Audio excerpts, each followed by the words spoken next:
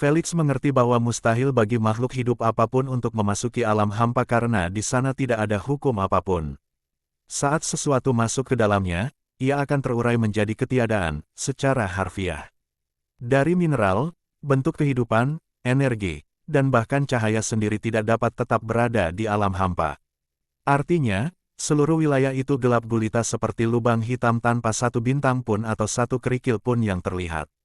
Akan tetapi, itu tidak berarti tidak ada apa-apa di sana. Jika energi hampa menolak segala sesuatu yang asing, tidak berarti ia akan menolak segala sesuatu yang terbuat darinya. Oleh karena itu, alam hampa sebenarnya dipenuhi oleh makhluk-makhluk yang lahir dari energi hampa dan mereka hanya menginginkan kehancuran terhadap segala hal yang berhubungan dengan hukum-hukum lainnya. Itulah sebabnya saat terowongan hampa muncul di berbagai bagian alam semesta, makhluk hampa tersebut tertarik ke cahaya dari sisi lain dan berusaha sekuat tenaga untuk memusnahkan apapun di alam semesta materi. Dengan kata lain, mereka adalah musuh nomor satu bagi setiap ras di jagat raya tanpa kecuali. Untungnya, makhluk-makhluk hampa itu memiliki peluang yang sangat kecil untuk menjatuhkan harta karun terkait kehampaan setelah mereka terbunuh. Mungkin satu dari sejuta kemungkinan hal itu terjadi. Namun tetap saja, banyak tentara bayaran yang memutuskan untuk ikut memburu mereka, berharap mendapatkan harta karun terkait kekosongan yang akan dijatuhkan karena itu akan langsung memberi mereka kehidupan yang layak. Sayangnya, itu bukan rencana yang sah untuk memanen energi kehampaan murni bagi Felix. Satu-satunya cara yang dikabarkan tepat untuk melakukannya adalah dengan mendapatkannya dari pusat alam hampa. Jadi, bagaimana mungkin dia bisa melakukan itu jika dia bahkan tidak bisa mendekati terowongan kehampaan, tempat jutaan makhluk kehampaan terus menyerbu keluar. Bahkan jika dia beruntung bisa melewati mereka dan masuk ke dalam, dia tetap akan terurai menjadi ketiadaan bersama pesawat antariksanya. Aku benar-benar mempertaruhkan nyawaku untuk hal yang sia-sia, ya. Felix menyeka matanya dengan rasa kekalahan yang belum pernah dirasakannya. Dia bahkan tidak berani meminta Lady Sphinx untuk memberikan sebagian stoknya karena itu akan menjadi bahan berharga untuk penelitiannya dan dia tidak akan mampu membelinya. Kau pikir aku masih punya sebagian? Kata Lady Sphinx dengan tenang, aku sudah menggunakan semua yang kumiliki dalam berbagai percobaan dan saat ini aku menunda percobaan tersebut karena stokku habis. Ini lebih dari cukup untuk menunjukkan betapa langkanya mendapatkan energi hampa jika bahkan Lady Sphinx mengalami kesulitan dengannya. Namun, jangan putus asa dulu. Lady Sphinx mengangkat semangatnya sambil tersenyum. Kami telah menemukan metode yang akan memungkinkanmu memperoleh lebih banyak energi hampa daripada yang dapat kau gunakan.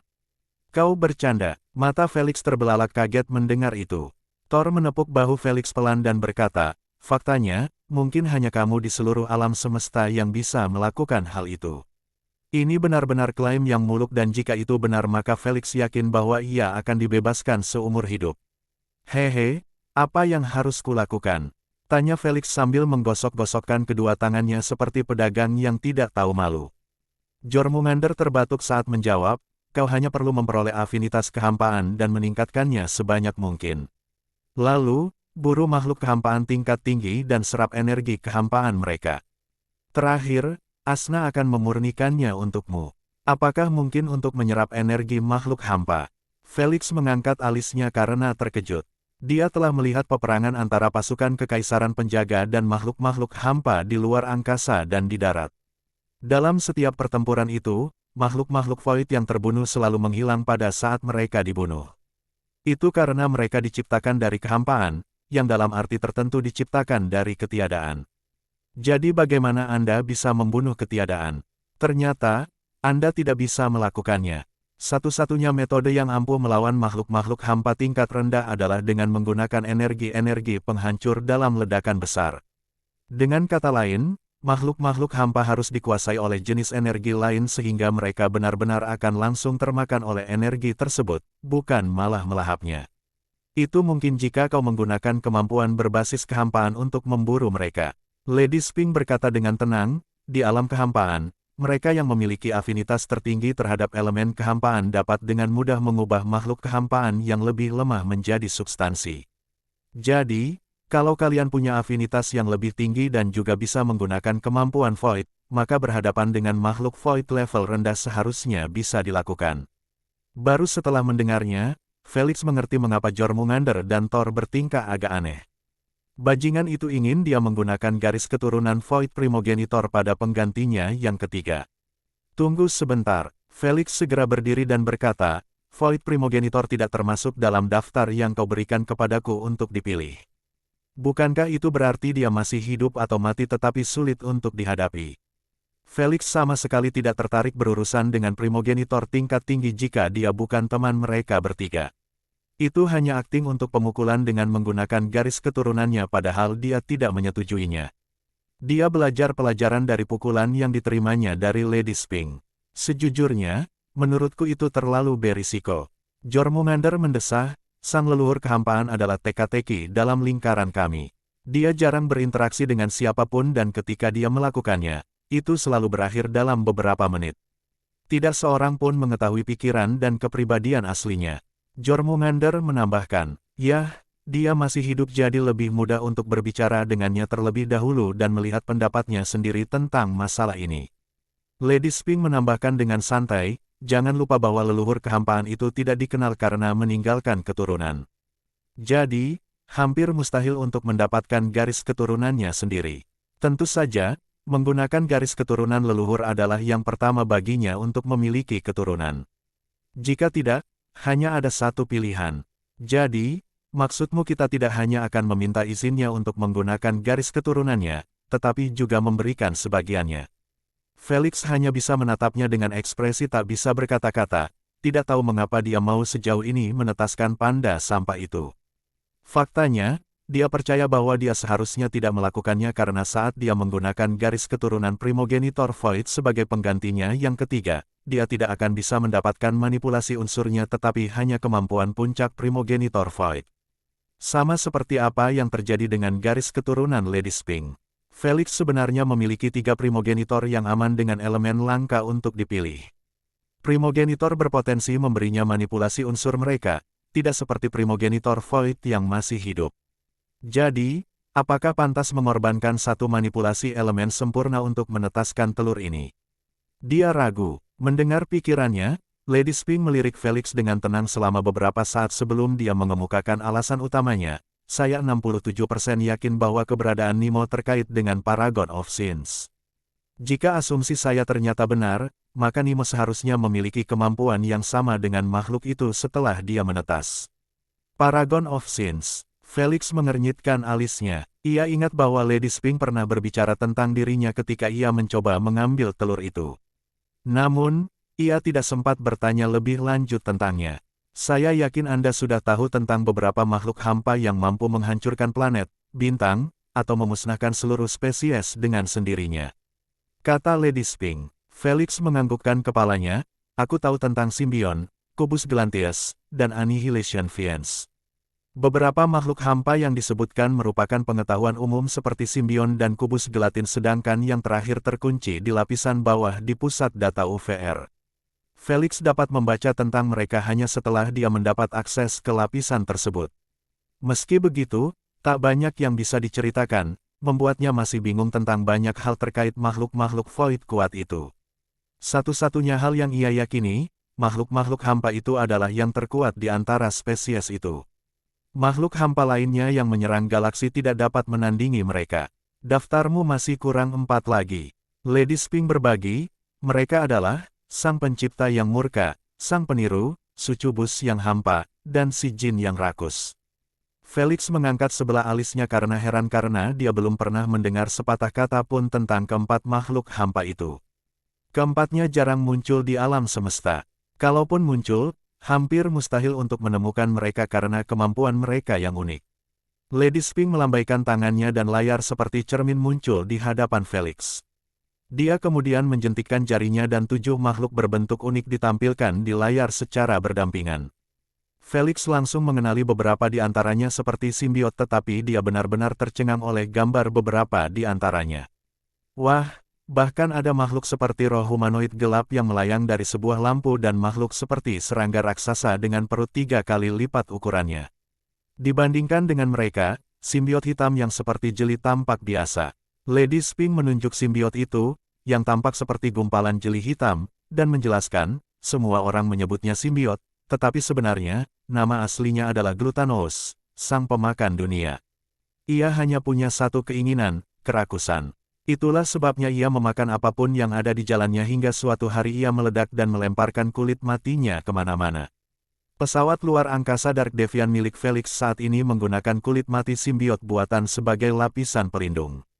Kemudian, dia menunjuk jarinya ke sebuah kubus ungu yang tembus pandang dan berkata, "Kalian menyebutnya kubus agar-agar karena tampilannya yang seperti permen. Namun, nama aslinya adalah Slotos, sang pemimpi. Ia melahap mimpi makhluk hidup yang terperangkap di dalam tubuhnya yang seperti jeli. Seperti yang kalian tahu, ukurannya bisa berkisar dari planet kecil hingga bintang raksasa." Dia menunjuk makhluk humanoid yang penuh tato tanda tanya dan berkata, "Ini si peniru, tidak ada yang benar-benar tahu wujud aslinya selain penciptanya. Itu karena ia mampu meniru siapapun dan apapun dengan sempurna. Dikabarkan bahwa jika ia terus meniru target yang sama selama beberapa waktu, ia akan meniru salah satu kemampuan, teknik, kekhasan, atau apapun itu secara permanen. Itulah sebabnya nama aslinya adalah Envious."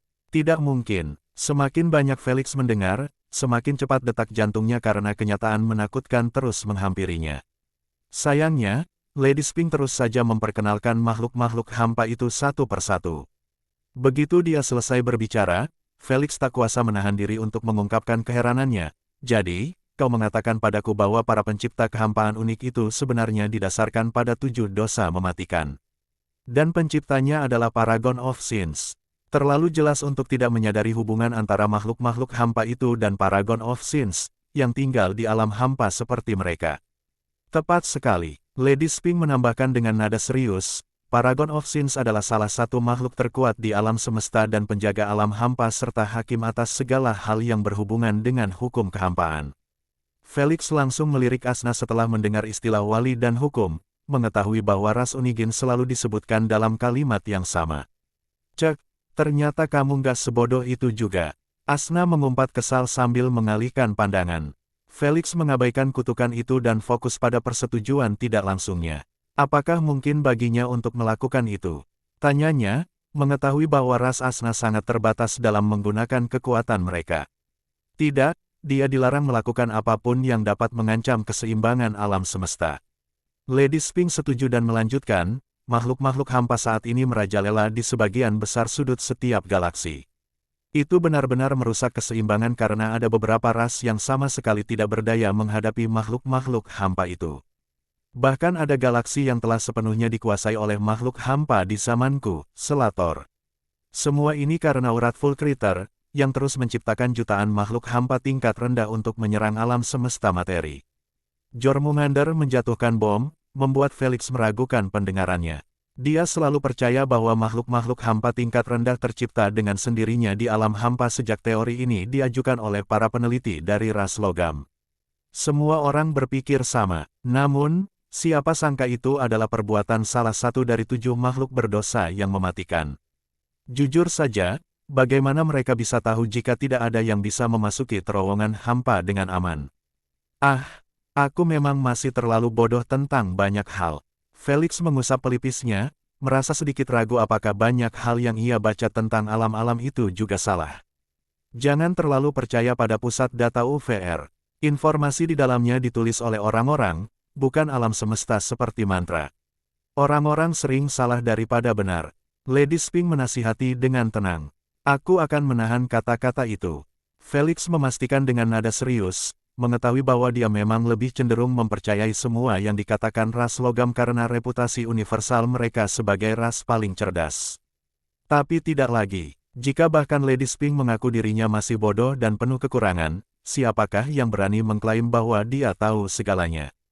Seperti yang telah kukatakan, tindakan Paragon of Sins akhirnya mulai memengaruhi keseimbangan alam semesta karena makhluk-makhluk hampa itu diciptakan pada tingkat yang luar biasa sementara kekuatan mereka tetap berada di atas sebagian besar ras. Sebagai contoh, jumlah mereka 10 kali lipat jumlah manusia dan yang terlemah memiliki kekuatan yang setara dengan Bloodliner tahap keempat yang epik. Lady Sphinx mengeluarkan beberapa angka yang menakutkan, membuat hati Felix merinding. Membayangkan saja ras manusia memiliki setiap anak yang lahir dengan kekuatan minimal setara dengan keturunan garis keturunan tahap keempat membuatnya menelan ludah. Dia tahu bahwa jika ras manusia memiliki kekuatan seperti itu, mereka akan mendapat tempat di sisi 10 ras penguasa teratas di SGA. Namun, makhluk hampa itu jumlahnya 10 kali lipat jumlah manusia. Dia selalu tahu bahwa makhluk-makhluk hampa itu kuat dan berbahaya, tetapi dia tidak benar-benar berhenti sedetik pun untuk berpikir lebih dalam tentang mereka karena dia jarang sekali bertemu dengan mereka dalam 2 kehidupannya. Itu karena sebagian besar terowongan hampa di galaksi Bima Sakti berada di wilayah Kekaisaran Penjaga, sehingga Kekaisaran Mariana berada di pihak yang lebih aman. Karena Felix adalah pemain SG sejati, dia tidak pernah tertarik memilih jalur tentara bayaran dan berusaha keras untuk memburu makhluk-makhluk hampa di Guardian Empire. Kurangnya minatnya membuatnya sama sekali tidak menyadari bahaya makhluk-makhluk hampa tersebut, yang menginvasi galaksi setiap menit. Aku tidak mengerti bagaimana Paragon of Sins mampu menciptakan spesies yang tidak seimbang seperti itu, sementara alam semesta tidak melakukan apapun untuk mengatasinya selama ribuan tahun. Kata Felix sambil mengernyitkan alisnya. Itulah yang membuat semua orang bertanya-tanya di lingkaran leluhur. Jormungandr berkata, saat diketahui bahwa Paragon of Sins adalah pencipta makhluk hampa, semua leluhur percaya bahwa ia akan dilucuti dari kekuatan dan jabatannya dengan satu atau lain cara. Namun, miliaran tahun telah berlalu dan tidak ada yang terjadi padanya. Saya masih ingat betapa kesalnya beberapa orang tua itu di pertemuan itu. Thor terkekeh. Mereka mengira alam semesta mulai pilih kasih karena bahkan tidak mau menjawab satu pertanyaan pun dari mereka, tetapi telah memberikan kebebasan penuh kepada Paragon of Sins untuk bermain-main. Felix mengerti bahwa Thor menyiratkan makna hidup mereka. Pertanyaan utama setiap leluhur. Sampai 2 minggu lalu, tidak seorang pun tahu apakah alam semesta akan bergerak melawan Paragon of Sins. Lady Sphinx perlahan mengangkat Nemo di hadapan semua orang dan berkata dengan nada serius, saya memiliki asumsi kuat bahwa Nemo sebenarnya adalah tindakan balasan yang disiapkan untuk menghadapi Paragon of Sins. Melihat wajah Nemo yang terbelakang sambil berteriak kegirangan, membuat Felix dan yang lainnya sangat sulit untuk menganggap serius perkataannya. Panda sampah ini adalah hukuman alam semesta untuk Paragon Dosa, salah satu makhluk tertinggi di alam semesta. Kau pasti sedang bercanda, mereka semua berpikir. Melihat keraguan mereka, Lady Sphinx menjelaskan asumsinya, pikirkanlah. Kita semua tahu bahwa alam semesta tidak pernah bergerak langsung untuk memperbaiki ketidakseimbangan. Alam semesta tidak bisa begitu saja melucuti kekuatan Paragon of Sins seperti yang diyakini beberapa leluhur. Namun, sangat mungkin alam semesta dapat menciptakan versi Paragon of Sins yang lebih kuat, sehingga ia dapat menggantikannya. Asna dan yang lainnya memikirkan alasannya sejenak dan tidak dapat menyangkal perasaan bahwa ada benarnya juga di balik itu. Jika berbicara tentang hukum, orang yang memiliki pemahaman lebih tinggi selalu mendominasi orang lain yang memiliki pemahaman lebih rendah. Asna berkata, jadi, jika alam semesta benar-benar menciptakan panda sampah ini dengan tujuan menggantikan Paragon of Sins, maka pemahamannya tentang hukum kekosongan pasti akan melampauinya cepat atau lambat dan mengklaim gelar pelindung. Thor menganggukkan kepalanya, satu-satunya alasan anggota rasmu memiliki posisi setinggi itu adalah karena kendalimu atas hukum. Namun, jika orang lain muncul dengan kendali yang lebih baik, maka seharusnya tidak mustahil untuk mengambil alih posisi wali dengan paksa. Felix cukup terkejut dengan gagasan ini karena ia selalu menganggap posisi ras Unigin sebagai sesuatu yang tak tersentuh. Namun, setelah melirik Asna dan melihat kesulitan yang dialaminya, dia mulai percaya bahwa mungkin tidak ada seorang pun yang aman di alam semesta ini. Bahkan jika kita menganggap semua ini benar, mengapa kau percaya bahwa Nemo adalah orangnya? Tanya Jormungandr. Pertama, ia lahir dengan tingkat spiritual tepat di bawah primogenitor. Ketika ia mencapai tahap dewasanya, aku tidak ragu sedetik pun bahwa tingkat spiritualnya dapat menyaingi sebagian besar anggota ras Unigin. Lady Sphinx menurunkan satu jari dan melanjutkan, kedua, ia lahir di tengah alam hampa. Seperti yang dikabarkan, Paragon of Sins pertama kali muncul dari tengah alam hampa. Ketiga, aura jahatnya yang mendominasi terlalu mirip dengan Paragon of Sins. Terakhir, telur itu sendiri. Telur, ya, Lady Sphinx menunjukkan telur segi 6 kristal di layar dan berkata, sudah kubilang aku melihat telur ini untuk mengenang salah satu anak buahku. Telur itu sangat mirip dengan telur Nemo, kan? Benar. Jika kita menggunakan teoriku, bahwa alam semesta menciptakan telur-telur, itu untuk menggantikan makhluk-makhluk yang menduduki posisi tinggi, maka bukankah telur ini sepertinya milik Gem Primogenitor? Dia melemparkan satu bom terakhir ke arah mereka, membuat Thor dan Jormungandr langsung kehilangan ketenangan mereka. Mustahil, itu tidak mungkin benar. Keduanya berteriak pada saat yang sama, percaya bahwa klaimnya menggelikan. Bagaimana mungkin mereka tidak demikian? Gem Primogenitor diketahui sebagai primogenitor pertama yang bunuh diri setelah memberikan manipulasi unsurnya yang sempurna kepada salah satu keturunannya di bawah kehadiran sebagian besar primogenitor. Sebagaimana yang diingat Felix, primogenitor cahaya memutuskan untuk mengikuti jejaknya pada hari itu. Namun, sebelum melakukannya, dia sepakat dengan primogenitor lain untuk memberikan manipulasi cahaya kepada keturunan yang sama. Sayangnya, keturunan itu akhirnya meninggal. Namun, bagian terburuknya, manipulasi unsur yang sempurna tidak kembali ke primogenitor. Sejak hari itu, mereka hilang selamanya. Teori Lady Sphinx secara harafiah menyiratkan bahwa telur berbentuk segi 6 kristal itu harus memiliki makhluk di dalamnya dengan manipulasi permata yang sempurna. Mengapa itu tidak mungkin? Lady Sphinx mengungkapkan dengan tenang, kita sudah memiliki dua telur aneh yang seharusnya terbuat dari energi unsur murni. Kedua telur itu memiliki hubungan langsung dengan anomali yang sudah ada di alam semesta yang seharusnya diperbaiki. Memang, Paragon of Sins dan Gem Primogenitor harus dianggap sebagai anomali. Yang satu membuat kekacauan dan tindakan yang lain mengakibatkan hilangnya manipulasi unsur yang sempurna dari alam semesta. Dalam situasi normal, para primogenitor melakukan bunuh diri tanpa memberikan manipulasi unsur mereka atau memberikannya sebelum mereka meninggal, atau melakukannya setelah mereka meninggal. Itu tidak masalah karena manipulasi unsur masih dapat diperoleh dengan cara tertentu. Namun berbeda dengan Light Primogenitor dan James Primogenitor. Fakta-fakta itu tidak bisa lagi diabaikan oleh Jormungandr dan Thor bahkan jika mereka mau. Jika memang begitu, maka seharusnya ada telur-telur lain di seluruh jagat raya, yang mewakili setiap manipulasi unsur yang telah hilang selamanya.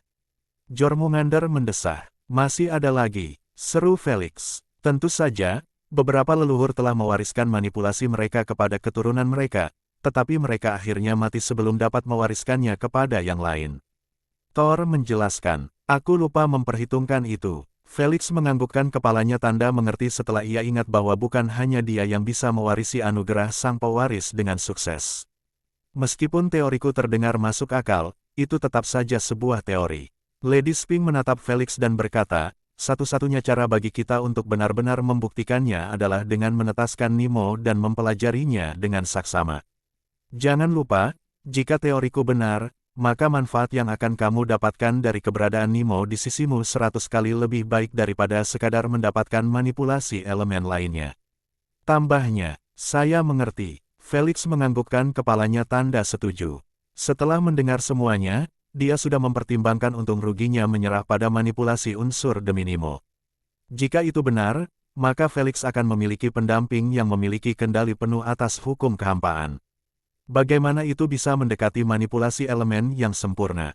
Tidak seorang pun menjelaskan kepadanya perbedaan antara hukum dan unsur, tetapi dia bukan orang terbelakang yang tidak mengetahui bahwa hukum berada di atas unsur setiap saat.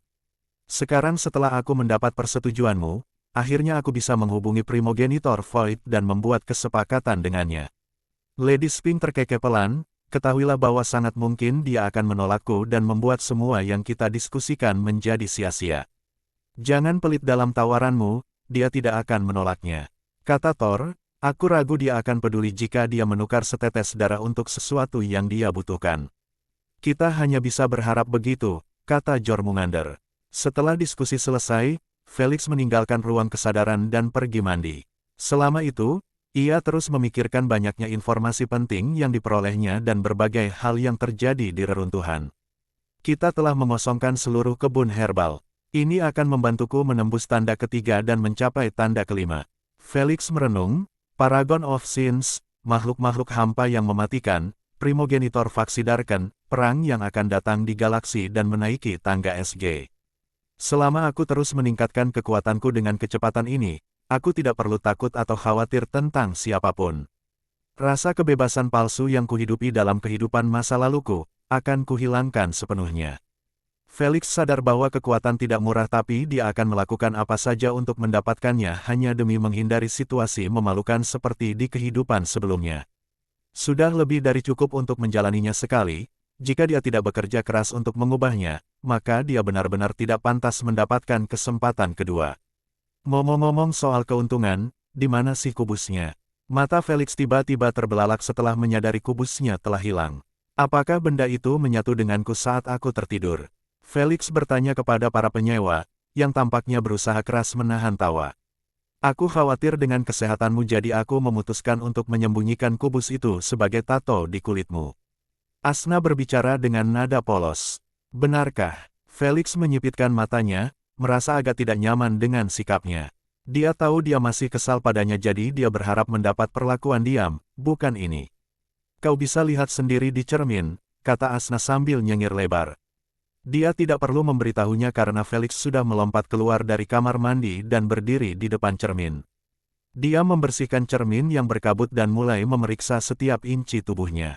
Tidak butuh waktu lama sebelum dia melihat sebuah kalimat tertulis dengan warna hitam yang ditato beberapa sentimeter tepat di atas pantatnya.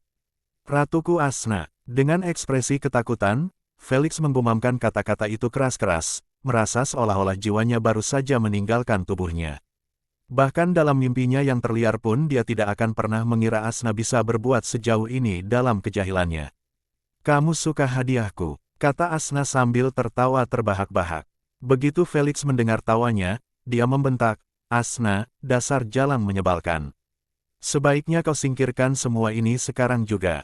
Felix benar-benar kesal karena dia tidak dapat berhenti mengingat pertemuan pertamanya yang memalukan dengan Asna. Dia sungguh ingin melupakan kejadian itu, tapi bagaimana dia bisa melakukannya sekarang dengan cap gelandangan ini di tubuh bagian bawahnya. Hehehe, itu tanda cintaku padamu untuk mengingatkanmu pada malam ajaib kita.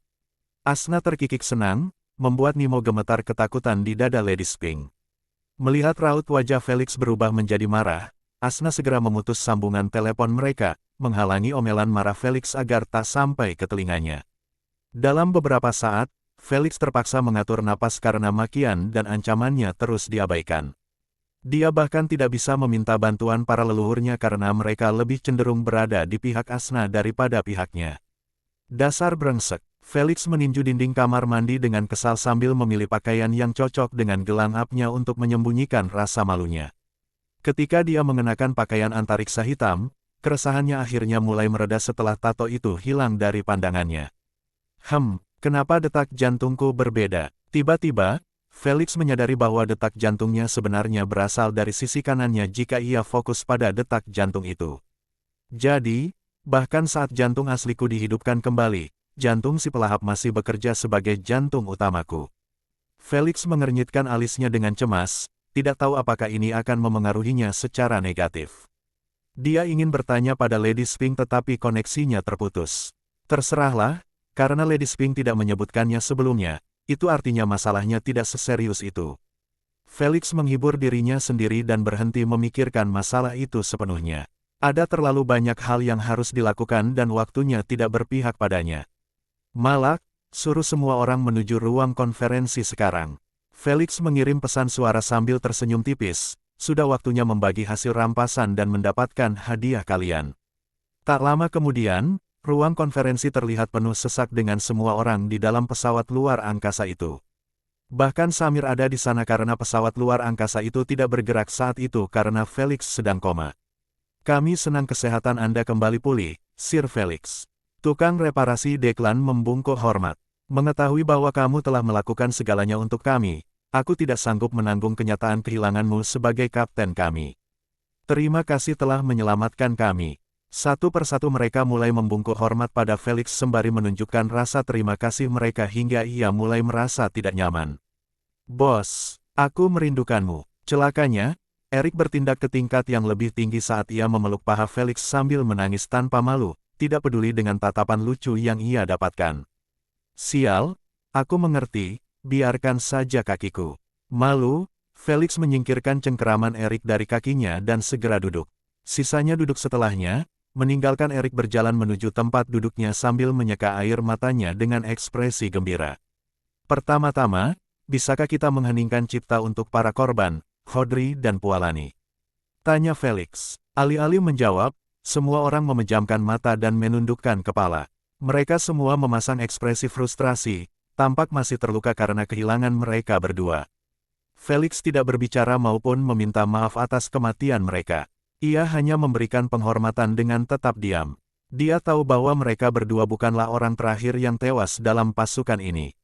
Petualangan yang lebih berbahaya sedang menunggu mereka semua dan pikirannya sudah siap menghadapi kemungkinan terburuk. Semoga jiwa mereka tenang di alam roh. Felix bergumam sekali lagi sebelum membuka matanya. Baiklah, mari kita mulai. Felix berkata sambil tersenyum tipis sambil menunjukkan gambar holografik harta karun alam yang didapat dari reruntuhan. Banyak sekali.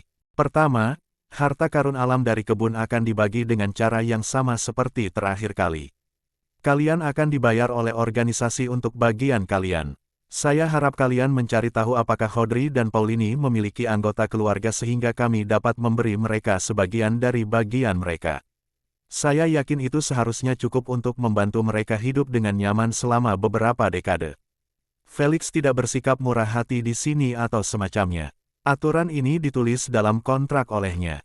Jika mereka meninggal, keluarga mereka akan menerima kompensasi yang layak, jadi mereka tidak perlu mengkhawatirkan mereka. Seperti yang disebutkan sebelumnya, kontrak perbudakan di tangannya diubah menjadi kontrak perekrutan. Dia hanya punya satu syarat yang diinginkannya, yaitu merahasiakan rahasianya. Kedua, ini penampakan harta karun yang didapat dari aula. Felix menunjukkan kepada mereka gambar holografik kubus hitam, lalu menjelaskan, karena bahaya yang mengitarinya, aku tidak bisa menunjukkan benda aslinya. Semua orang menganggukkan kepala tanda mengerti. Felix tidak peduli apakah mereka mempercayainya atau tidak karena sejak awal ia tidak diharuskan untuk berbagi apapun dengan mereka tentang hal itu. Apakah kamu tahu apa itu? Malak bertanya dengan rasa ingin tahu. Tidak, tapi jangan khawatir. Organisasi akan menilainya dengan saksama dan memberi kita imbalan yang pantas atas pekerjaan kita. Felix menghibur mereka. Sejujurnya, aku bahkan merasa kita tidak pantas mendapatkan apapun darinya. Malisa mendesah, kau melakukan segalanya di aula sementara kita hanya menonton. Andai saja kita hanya penonton. Erik mengepalkan tangannya dan berkata, kita hanya beban. Felix mengernyitkan alisnya karena tidak senang dan mengkritik. Kalau kau berkata begitu, kau sama sekali tidak menghargai usaha Jones dan Nichi untuk menstabilkan lubang, kematian Pualani dan Hodri yang malang, dan terakhir, kerja keras Penatua Declan dan Samir untuk melindungi kita dari penyerbu lain. Tentu saja, performamu tidak ideal, tetapi itu tidak ada hubungannya dengan kemampuanmu. Itu hanya karena kesenjangan kekuatan yang tidak mungkin bisa dijembatani oleh keterampilan belaka. Felix merendahkan nada suaranya dan berkata, jika kamu merasa tidak enak, gunakan uang yang diberikan untuk meningkatkan kekuatanmu lebih jauh. Mendengar itu, Erik menepuk dadanya dengan tinjunya sebagai tanda tekad dan berseru lantang, aku tidak akan mengecewakanmu lagi. Sisanya tidak meneriakkannya seperti Erik, tetapi mereka menunjukkan sikap yang sama. Hanya itu yang ingin Felix lihat. Kalian bisa mengharapkan hadiah kalian akan dikirim dalam waktu 1 bulan ke depan. Felix tiba-tiba berdiri dan menyampaikan perintah terakhirnya, untuk saat ini, kalian bebas melakukan apapun yang kalian inginkan sampai aku memanggil kalian untuk misi berikutnya. Tuan Felix, apakah Anda berencana untuk kembali ke Kekaisaran Penyihir? Tanya Malak. Ya, aku akan naik pesawat antariksaku. Pastikan untuk menghubungkannya dengan Northern Sentinel dalam 1 jam. Begitu dia selesai, dia keluar dari ruang konferensi dan kembali ke kamarnya. Kalau saja ia tidak koma selama 15 hari, ia tidak akan terburu-buru kembali ke sekolah. Toh, ia masih harus mengikuti ujian semester 2. Jangan khawatir tentang ujiannya, fokus saja pada peningkatan kekuatan fisikmu secepat mungkin sehingga kita dapat segera memulai percobaan. Tiba-tiba, suara tidak sabar Lady Spink bergema dalam pikirannya. Apakah tidak apa-apa kalau aku melewatkannya? Felix mengangkat alisnya karena terkejut. Hah, Anda berharap begitu? Lady Spink tersenyum, mereka hanya akan ditunda sampai kita selesai dengan percobaannya. Begitu ya, kelopak mata Felix berkedut karena ketegasannya. Meski begitu, dia tetap senang ujiannya bisa ditunda. Beberapa waktu kemudian, Felix terlihat berbaring di dalam pot VR dengan mata tertutup di dalam pesawat luar angkasa Dark Devian miliknya. Dia baru saja memakan sejumlah besar harta alam, yang memaksanya memasuki hibernasi. Dia memastikan untuk makan secukupnya untuk bangun setelah mencapai tanda ketiga. Ketika ia tertidur lelap, ia tidak menyadari bahwa kekayaan alam itu dikonsumsi lebih cepat dari biasanya. Lady Spink adalah orang pertama yang menyadari perbedaannya. Jadi menjadikan jantung si pelahap sebagai senjata utamanya memang membantu penyerapan. Aku yakin dia seharusnya menyerap 70% dari harta karun alami, bukan 50%. Lady Spink mencatatnya dalam benaknya sambil tersenyum tipis dan kembali membaca bukunya seolah tidak terjadi apa-apa. Dia sudah percaya kalau ada kemungkinan besar hal ini akan berhasil, tapi dia tidak mau meminta Felix melepaskan hati manusianya hanya untuk menguji sebuah teori belaka. Beruntung, takdir mengambil alih dan membantu Felix memanfaatkan kejadian malang itu. Hari-hari berlalu dengan cepat dan hari ujian semester 2 akhirnya tiba. Suasana di Royal Academy tegang seperti biasa. Para penyihir yang tampak cantik dapat terlihat berjalan maju mundur dengan ekspresi tertekan atau membenamkan kepala mereka di hologram mereka, mencoba menyerap informasi sebanyak mungkin sebelum terlambat. Sementara itu, di kelas elit semester 2, suasana memanas dengan tatapan kompetitif yang intens, tetapi tidak ada yang tampak tegang menghadapi ujian. Mereka mempunyai keyakinan penuh terhadap kemampuan dan persiapan mereka untuk menjadi yang terbaik pada semester tersebut. Kapan si idiot itu datang? Gumam Naima sambil melihat ke arah pintu, berharap Felix akan muncul sebentar lagi. Bukan hanya dia saja yang tertarik dengan kedatangan Felix, tetapi juga sebagian besar penyihir di kelas. Terutama karena Felix telah melewatkan hampir semua mata kuliah semester ini. Bahkan ketika ia menghadiri beberapa di antaranya, itu di UVR. Hehe, apa dia lupa kalau ada persaingan memperebutkan tahta darinya? Kamil mencibir dalam hati. Dia sangat tidak menyukai Felix setelah dia memaksanya naik ke peringkat 3 selama ujian semester pertama. Mengingat dia memiliki seorang penyihir bijak sebagai guru, hasil ini terlalu memalukan.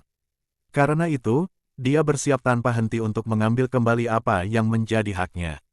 Peringkat 1. Sementara itu, si cantik pendiam Lara bahkan tidak melirik ke arah pintu, karena tahu bahwa Felix tidak akan berhasil mengikuti ujian. Dia mendengar dari Sage Dalilia bahwa Felix diberikan penundaan ujiannya karena beberapa keadaan khusus. Dia tidak tahu apa itu, tetapi dia tahu bahwa kepala sekolah terlalu lunak padanya. Bahkan murid penyihir bijak pun tidak mendapatkan perlakuan istimewa ini di akademi. Jika kepala sekolah terus seperti ini, akan terjadi keributan yang mungkin mengakibatkan dia dicopot dari jabatannya. Lara berpikir dengan tenang. Tanpa sepengetahuannya, para penyihir bijak tidak akan berani kentut jika mereka tahu bahwa kepala sekolah hanya bergerak berdasarkan perintah Lady Spink. Ding-ding. Tiba-tiba, suara bel berbunyi di seluruh akademi, menyadarkan semua penyihir kembali ke dunia nyata. Tak lama kemudian, para guru memasuki ruang kelas dan menutupnya rapat-rapat. Saat Kamil, Naima, dan gadis-gadis lainnya melihat ini, mereka tercengang di tempat duduk mereka.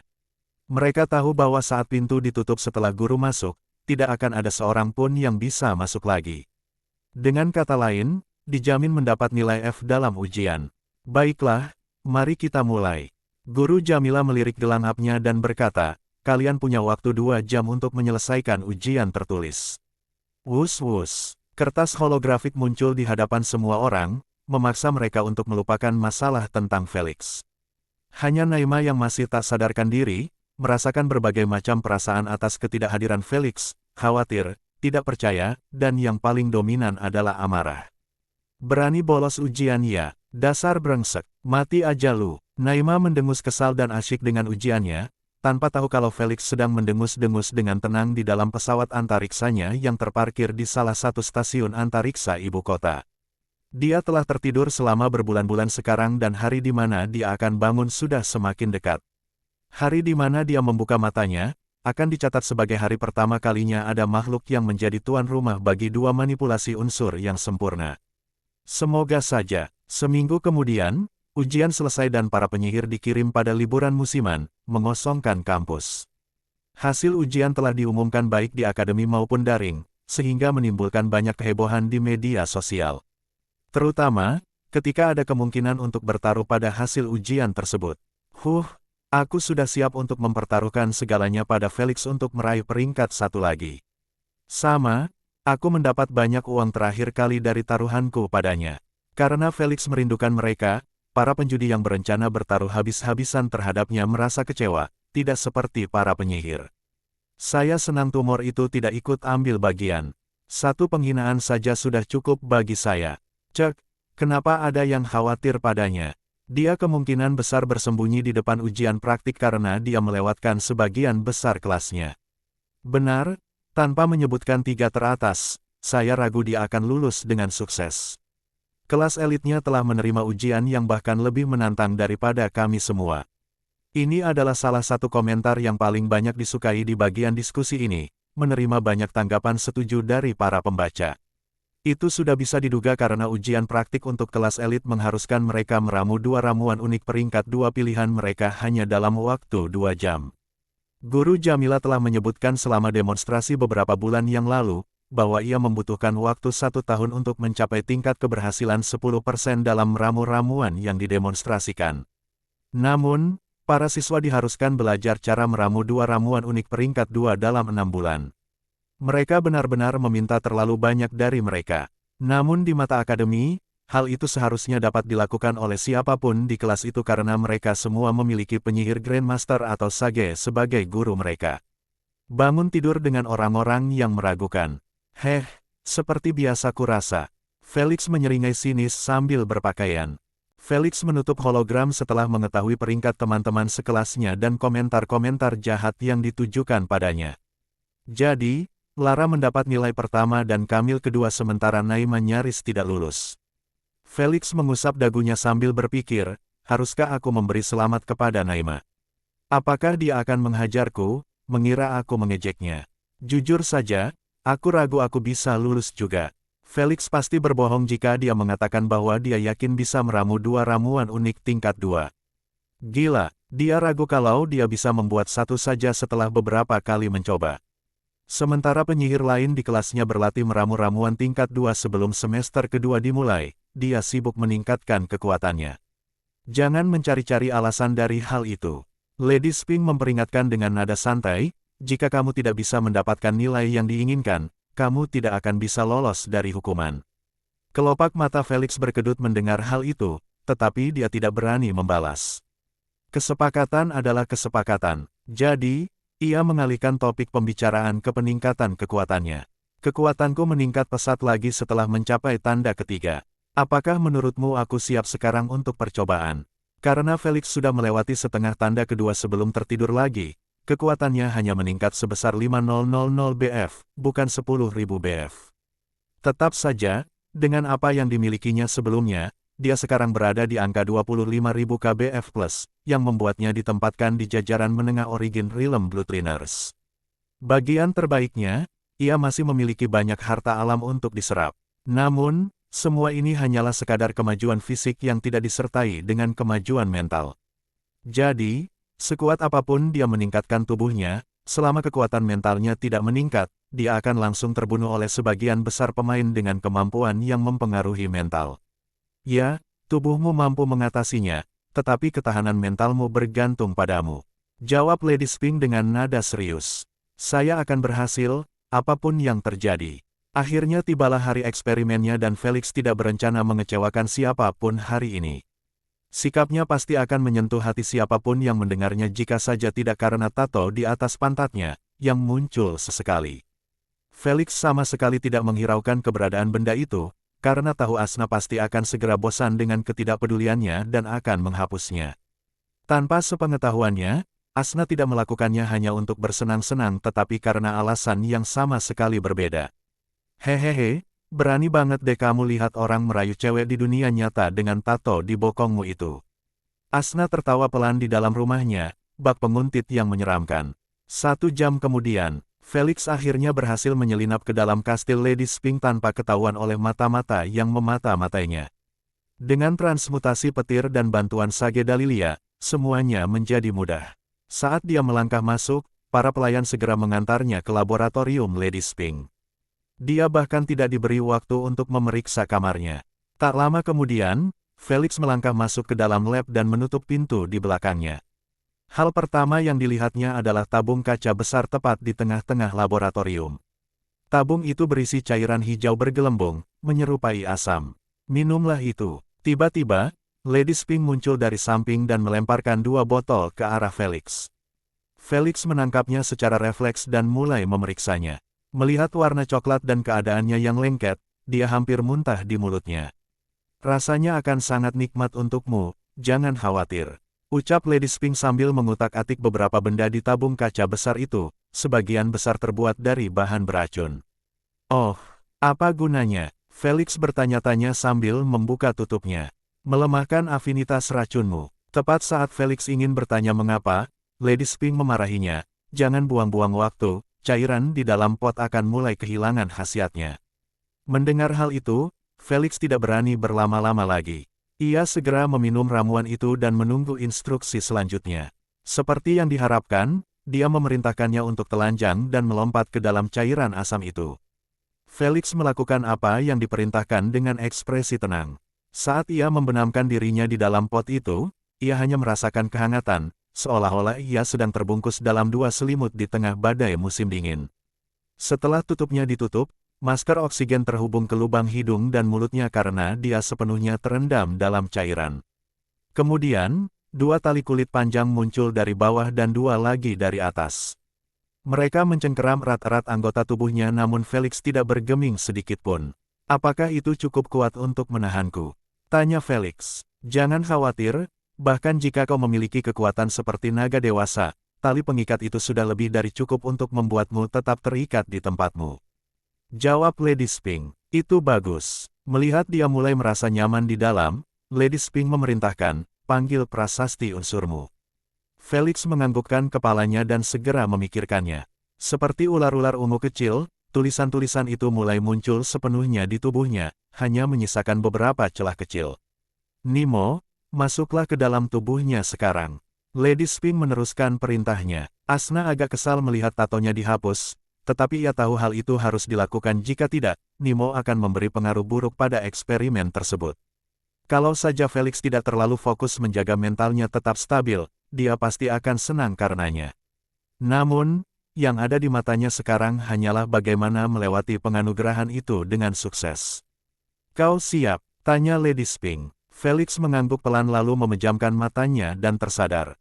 Di sana, dia melihat Thor berdiri tegak dengan ekspresi berwibawa, sangat bertolak belakang dengan sikap main-mainnya sebelumnya. Jormungandr dan Asna berdiri dengan cemberut tegas di sisi Thor. Tak seorang pun menganggap enteng anugerah ini. Bagaimana mungkin mereka bisa? Thor hampir menyerah pada manipulasi petirnya selamanya. Sebuah hadiah yang menemaninya selama miliaran tahun. Dia tidak hanya memberikan manipulasi unsurnya tetapi juga posisi yang menyertainya. Sang primogenitor petir. Karena itu, Felix tidak ragu untuk bersujud di hadapan Thor dalam diam, memperlihatkan rasa terima kasih yang sebesar-besarnya atas sikapnya. Aku sudah melihat lebih dari cukup banyak hal dalam beberapa bulan terakhir untuk menilai karakter dan kelayakanmu. Thor berkata dengan tenang, yang perlu kukatakan adalah bahwa saudaraku tidak menyia-nyiakan hadiahnya untukmu. Saya merasa tersanjung, jawab Felix tegas. Meskipun bakat unsurmu sangat buruk, bakat itu masih bisa diselamatkan dengan usaha dan sumber daya yang banyak. Thor menganggukkan kepalanya pelan, aku yakin kau memiliki keduanya. Setelah selesai berbicara, Thor mengulurkan jarinya ke dahi Felix dan menyentuhnya dengan lembut. Merasakan dinginnya jarinya, kenangan pemberian pertama menyerbu pikiran Felix, mengingatkannya akan rasa sakit luar biasa yang pernah dialaminya. Sepertinya alam bawah sadarnya tengah berusaha keras untuk mengubah pikiran Felix agar melakukan hal menyebalkan ini lagi. Sayang, mentalitas Felix terlalu stabil untuk terpengaruh oleh pikiran-pikiran itu. Dia hanya menatap tanpa suara tulisan abu-abu yang merayap dari jari Thor ke kulitnya. Mereka nampaknya berusaha semaksimal mungkin agar tidak terukir di atas prasasti berwarna ungu itu. Sayangnya, tidak ada cukup ruang untuk hal itu terjadi, sehingga usahanya menjadi sia-sia. Jadi, pada akhirnya, tubuh Felix mendapat serangkaian prasasti lain di atas prasasti pertama, membuatnya menjadi tato berjalan. Setelah Thor menarik jarinya, dia menatap langsung ke mata Felix dan berseru dengan tenang, aktifkan. Saat kata-kata itu terngiang di telinga Felix, tulisan keabu-abuan itu pun bersinar terang di tubuh fisik Felix. Tidak mengherankan, mata Felix melotot keluar dari rongganya saat tulisan-tulisan itu mulai memanas. Dia langsung menyadari bahwa ritual itu 10 kali lebih intens daripada sebelumnya. Dagingnya yang mulai menampakkan diri adalah bukti nyata. Kulitnya benar-benar meleleh namun Felix terus menggigit bibirnya dengan keras, tidak menunjukkan apapun selain tekad dan kegilaan murni untuk mengatasi siksaan yang menyakitkan ini. Sementara itu, Lady Spring terlihat mencatat apapun yang menarik minatnya. Tetapi, karena dia sudah melakukan percobaan ini dengan klon sempurna Felix ribuan kali, dia sudah tahu semua yang akan terjadi. Seperti yang diharapkan, prasasti itu tidak akan berhenti mencoba mendominasi yang lain kecuali seseorang dengan paksa menghentikan mereka. Lady Spring mendesah, sayangnya, hanya pemiliknya yang bisa melakukan itu dan Felix masih terlalu hijau dalam manipulasi unsurnya untuk mencapai tingkat itu. Jika pengendalian penuh dibutuhkan untuk mencapai koeksistensi, hal itu hanya mungkin setelah mencapai tahap ketiga dalam manipulasi unsur, selator. Lady Spring menganggukkan kepalanya dan berkata, karena Felix masih jauh dari mencapai level itu. Itulah sebabnya aku membuat pemandian khusus ini yang akan memungkinkannya untuk menyegel salah satu prasasti untuk sementara. Apa gunanya punya dua kalau yang satu disegel? Asna mengernyitkan alisnya. Lady Spring tersenyum dan menjawab, dia masih akan mampu menggunakan kemampuan berbasis internal yang termasuk dalam elemen prasasti tersegel. Saat mereka mendengar jawabannya, mereka langsung tahu bahwa Felix akan segera menciptakan gelombang kejut besar di seluruh alam semesta. Saat mereka sedang mendiskusikan hal ini, Felix merasa sangat tidak enak badan. Ia berharap panas itu cukup kuat untuk membakar sarafnya dan melepaskannya dari rasa sakit yang membara ini. Sayangnya, cairan hijau itu terus-menerus menyembuhkan kulitnya, menciptakan lingkaran setan pemulihan dan penderitaan. Lady Spring tidak memasukkannya ke dalam cairan itu hanya untuk menyiksanya tetapi untuk menjaga dagingnya tidak rusak sebisa mungkin. Itu karena prasasti itu tidak benar-benar terukir di kulitnya, melainkan di daging bagian dalam. Tulisan di luar hanya merupakan proyeksi dari prasasti sesungguhnya. 3 menit lagi, pikir Lady Spring sambil melirik penampilan Felix yang jahat. Dia tidak ragu sedikit pun kalau Felix tidak mampu menahan rasa sakitnya.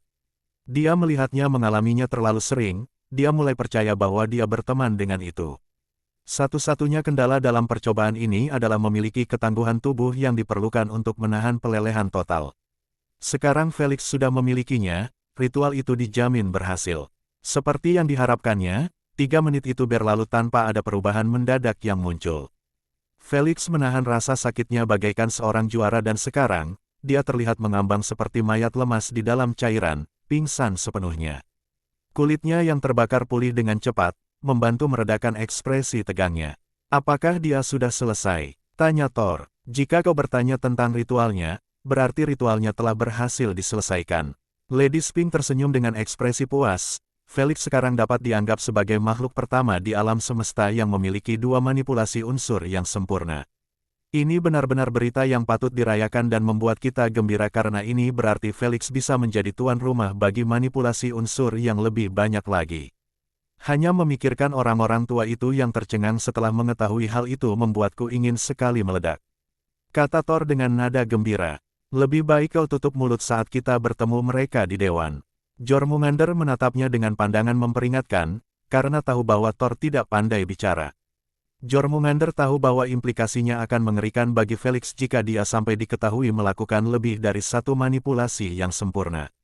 Ketahuan memilikinya sudah akan membuat hidupnya seperti neraka karena dia akan diburu oleh keturunan leluhurnya dan juga keturunan Jormungandr untuk mengambilnya darinya.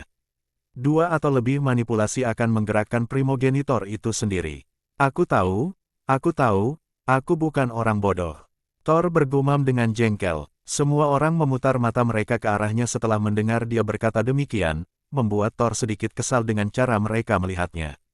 Dasar bajingan, umpatnya sambil menenggak sebotol penuh anggur ke tenggorokannya. Setelah 10 jam yang panjang, Felix akhirnya sadar kembali saat masih berada di dalam pot. Awalnya ia agak linglung, tetapi segera menyadari situasinya saat ini.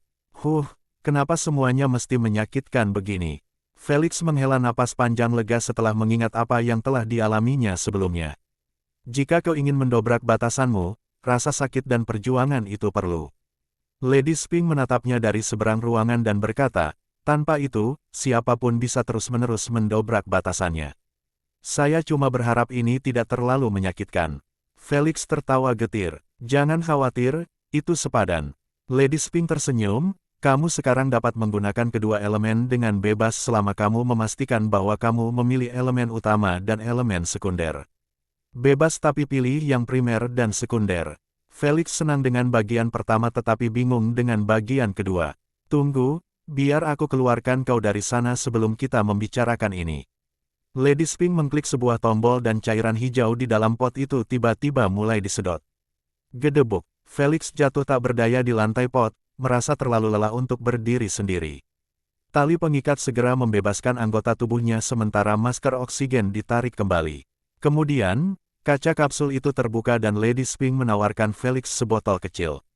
Felix meminumnya tanpa bertanya karena ia sudah tahu efeknya. Dalam beberapa saat, kelelahannya hilang dan ia mulai merasa segar kembali. Ia segera mengeringkan tubuhnya dan kemudian mengenakan nanosuitnya.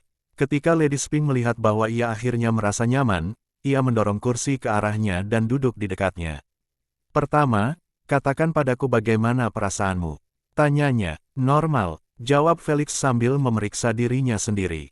Lady Spring menganggukkan kepalanya dan berkata, akan ada saat-saat dalam waktu dekat ini, di mana kulitmu akan mulai terasa gatal, tetapi tidak peduli bagaimana kamu menggaruknya, rasa itu tidak akan hilang.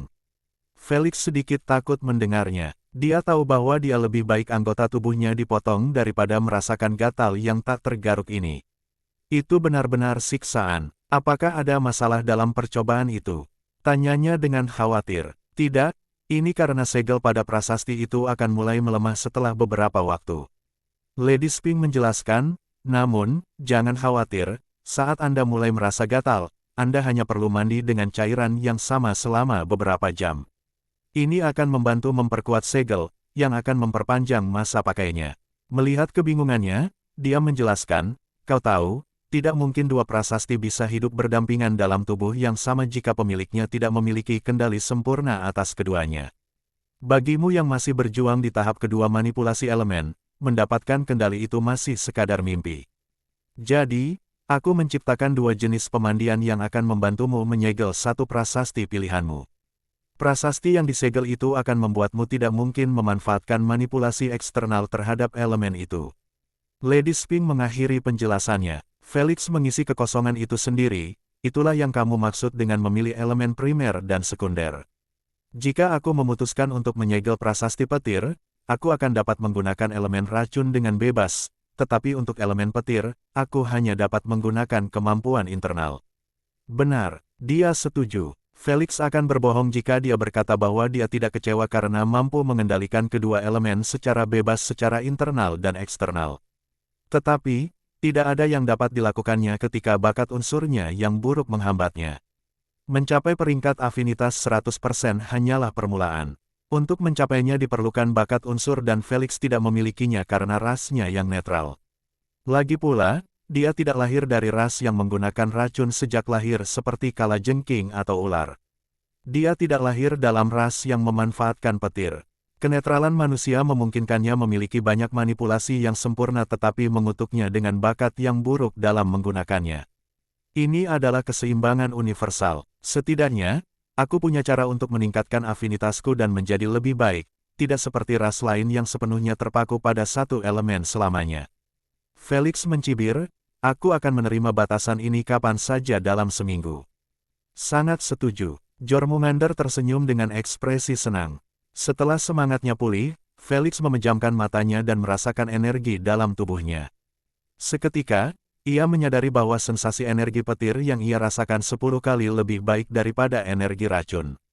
Ini memungkinkan dia untuk mengetahui bahwa elemen racunnya adalah yang tersegel. Dia tidak memiliki masalah dengan itu karena dia ingin bermain-main dengan kemampuan petir eksternal dan internal. Mari kita mulai dengan sesuatu yang sederhana. Felix berpikir untuk membuat 3 tombak petir kecil dan menerapkan metode yang sama yang ia gunakan dengan elemen racun. Gila, dalam waktu kurang dari 1 milidetik, 3 tombak yang berkedip-kedip muncul di atas telapak tangannya dan tetap tergantung di sana. Sama sekali tidak sulit. Felix memainkan tombak-tombak itu dengan ekspresi senang. Dia selalu percaya bahwa dia harus menjalani latihan yang sama, membosankan, dan berulang-ulang untuk menguasai kemampuan petir internal. Jika menyangkut kemampuan sederhana yang hanya membutuhkan energi unsur, metode yang tersedia untuk Anda bersifat universal.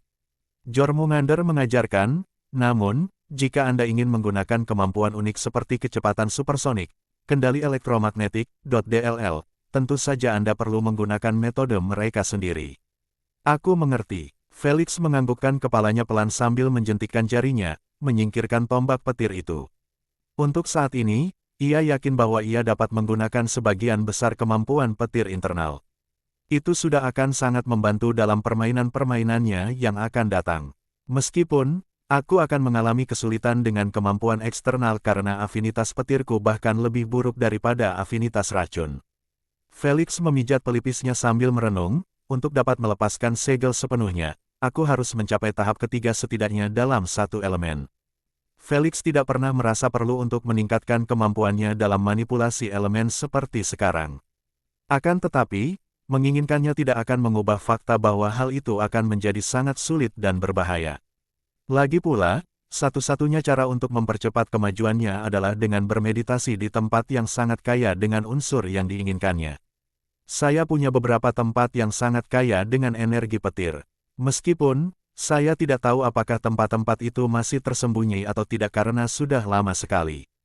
Thor berbagi kabar baik. Tepat saat Felix ingin mengucapkan terima kasih atas sarannya, Jormungandr tiba-tiba muncul entah dari mana dan berkata dengan tenang, aku sudah memberinya beberapa nama untuk daerah yang sangat beracun sejak lama. Aku hanya menunggu dia menyelesaikan percobaannya sebelum membawanya ke sana. Oh, Thor mencibir sambil menatap Jormungandr dengan acuh tak acuh. Bintik-bintikku ada di galaksi utamaku yang hanya berjarak beberapa juta tahun cahaya tidak seperti milikmu. Apakah kau benar-benar ingin dia melintasi separuh alam semesta sekarang? Apakah kau lupa menyebutkan bahwa galaksi Bima Sakti berada di jalur galaksiku? Dia harus menuju ke sana terlebih dahulu jika ingin memburu makhluk hampa bersama orang-orangnya sendiri. Jormungandr membalas, kentut tua, jangan membuatku tertawa. Thor masih tertawa keras. Lady Spring belum menerima tanggapan dari Void Primogenitor. Memburu makhluk Void, dia harus memikirkannya saat dia setidaknya mendapatkan garis keturunan dan izin dari Void Primogenitor. Saat mereka bertengkar, Lady Spring dan Asna hanya bisa menatap mereka dengan ekspresi bingung, tidak ingin mengganggu mereka. Sementara itu, Felix sudah mulai berkeringat di dahinya, mengetahui bahwa situasinya tidak berjalan baik untuknya. Dia benar-benar lupa bahwa Thor dan Jormungandr adalah rival. Jadi bagaimana mungkin mereka membiarkan elemen mereka yang paling berharga dikalahkan oleh elemen rivalnya? Berdebat tidak akan menyelesaikan apapun, mari kita beri anak itu kebebasan untuk memilih, usul Thor, mengetahui bahwa Jormungandr sama keras kepalanya dengan dirinya. Baiklah, Jormungandr mencibir, aku tahu Felix kecil akan memilih untuk memfokuskan elemenku. Ketika Felix menyadari kentang panas itu berpindah ke tangannya, ia hanya bisa menatap dinding dengan tatapan kosong, tidak tahu harus menjawab apa. Ia tahu bahwa apapun yang dipilihnya, ia pasti akan mengecewakan orang lain. Dia benar-benar ingin menghindari situasi seperti itu. Sayangnya, apa yang sudah terjadi ya sudah terjadi. Bola ada di tangannya dan dia perlu bersikap kreatif dalam tanggapannya untuk meredakan perasaan tidak enak apapun. Ahem, para tetua, saya sangat berterima kasih atas perhatian kalian. Saya telah memahami maksud kalian sepenuhnya dan telah mencapai kesimpulan. Felix berbicara dengan nada tegas, berharap itu akan membuat perbedaan. Aku akan pergi ke galaksi milik tetua Jormungandr jika aku berhasil mendapatkan garis keturunan dan izin dari Void Primogenitor setelah aku menyelesaikan ujianku. Felix melanjutkan dengan cepat, namun, jika kita tidak mendapatkannya setelah ujian, aku akan pergi ke galaksi milik tetua Thor. Ini benar-benar pilihan terbaik yang akan menyenangkan semua orang yang terlibat. Lagi pula, saat Felix menyelesaikan ujian, dia harus meningkatkan salah satu afinitasnya, apapun yang terjadi. Menggunakan Void Primogenitor sebagai penentu sebenarnya sepenuhnya menyingkirkannya dari persamaan, membuatnya sulit bagi siapapun untuk merasa kesal dengan pilihannya. Seperti yang diduga, mereka berdua menyetujui usulan itu sambil saling mengumpat karena dianggap ikut campur. Bukankah kau gadis kecil yang pandai membuat sesuatu? Lady Spring terkekeh pada Felix dan berkata, kuharap kau menggunakan sebagian dari itu untuk ujianmu yang akan datang. Kau punya waktu untuk mempersiapkan diri hingga liburan berakhir. Setelah liburan, mata Felix membelalak ngeri, itu baru 15 hari persiapan. Tidak mungkin, Lady Spring mengangkat bahunya dengan acuh tak acuh. kau punya alat untuk mewujudkannya. Bukan masalahku jika kau gagal melakukannya. Alat apa? Mata Felix berbinar, tahu bahwa Lady Sphinx tidak akan mau repot-repot berbohong padanya. Hitung saja sendiri. Lady Sphinx melambaikan tangannya ke arahnya, mengusirnya. Melihatnya memasuki zona tersebut dengan beberapa bahan di tangannya, Felix tahu bahwa sudah waktunya baginya untuk berjalan. Dia lebih suka membuat Jormungandr dan Thor kesal daripada mengganggu Lady Sphinx saat dia bekerja. Lagi pula, dialah satu-satunya yang tidak merasa keberatan memukulnya secara fisik. Setelah Felix kembali ke kamarnya di istana, hal pertama yang dilakukannya adalah mandi untuk menghilangkan bau yang tertinggal dari cairan hijau itu. Saat sedang mandi, dia memutuskan untuk membuka blokir saluran komunikasinya. Persis seperti neraka yang pecah, gelang apnya mulai memanifestasikan puluhan hologram di sekelilingnya, yang menunjukkan semua panggilan tak terjawab, pesan, email, .dll. Jumlahnya seluruhnya puluhan ribu. Astaga, ini bukan seperti aku mati atau semacamnya. Kelopak mata Felix berkedut setelah diingatkan bahwa dia benar-benar mati selama beberapa detik. Ratu, saring saja yang menanyakan tentang kesehatanku atau semacamnya. Tinggalkan saja yang penting, pinta Felix sambil membersihkan ketiaknya. Begitu saja, lebih dari 80% pesan dan email tersebut dihapus. Felix sudah tahu bahwa ia akan menerima banyak email terutama saat ia offline selama berbulan-bulan tanpa memberitahu siapapun. Ketika dia tidak ikut ujian, dia yakin bahwa kakeknya, Olivia, Emma, rekan satu timnya, dan penggemarnya akan berasumsi yang terburuk. Sebaiknya aku memberitahu kakekku sebelum berhibernasi lagi. Felix merenung dalam hati saat membalas surat kakeknya, memberitahu bahwa dia baik-baik saja dan juga bertanya tentang perkembangan jaringan restoran pizza miliknya. Setelah dia mengeklik kirim, dia menulis satu untuk si kecil imut Olivia, agennya Emma, manajer bisnisnya, dan terakhir Fatih Bodidi. Sisanya, dia mengabaikan mereka atau mengirim mereka pesan yang sama. Dia tidak punya waktu untuk menanggapi mereka satu persatu, jadi lebih baik dia menjadi dirinya sendiri. Dasar brengsek. Setelah selesai, Felix memutuskan untuk menjawab email-email penting yang dikirim kepada persona pemimpin organisasinya. Semua email tersebut dikirim oleh para bintang besar di galaksi Bima Sakti. Ahem, jadi aliansi anti kerajaan belum menyerah untuk membuatku bertemu dengan pemimpin mereka yang sebenarnya. Felix mengusap dagunya sambil berpikir, sekarang, karena aku memiliki cukup kekuatan untuk dianggap sebagai Bloodliner Origin Realm yang kuat, aku tidak perlu takut pada mereka. Meskipun, hal yang menakutkan tentang mereka bukanlah kekuatan mereka, melainkan pasukan di gudang senjata mereka dan intuisi mereka yang dapat mengendusku sebagai penipu bahkan di UVR. Jadi, aku harus tetap bersikap sopan untuk saat ini. Felix tidak punya niat untuk membuat sekutu organisasinya marah, terutama saat dia masih membutuhkan mereka. Setelah membaca email kepala Maganda, dia bisa mendengar nada tidak senang dalam tulisannya. Siapa yang bisa menyalahkannya? Felix telah mengabaikan email-email itu selama lebih dari beberapa bulan. Itu bukan hal yang baik untuk dilakukan terhadap seorang yang disebut sekutu. Sebaiknya aku membalas dan memberitahu mereka bahwa aku tidak akan tersedia selama 1 tahun ke depan atau lebih karena ada terobosan mendadak dalam penelitianku.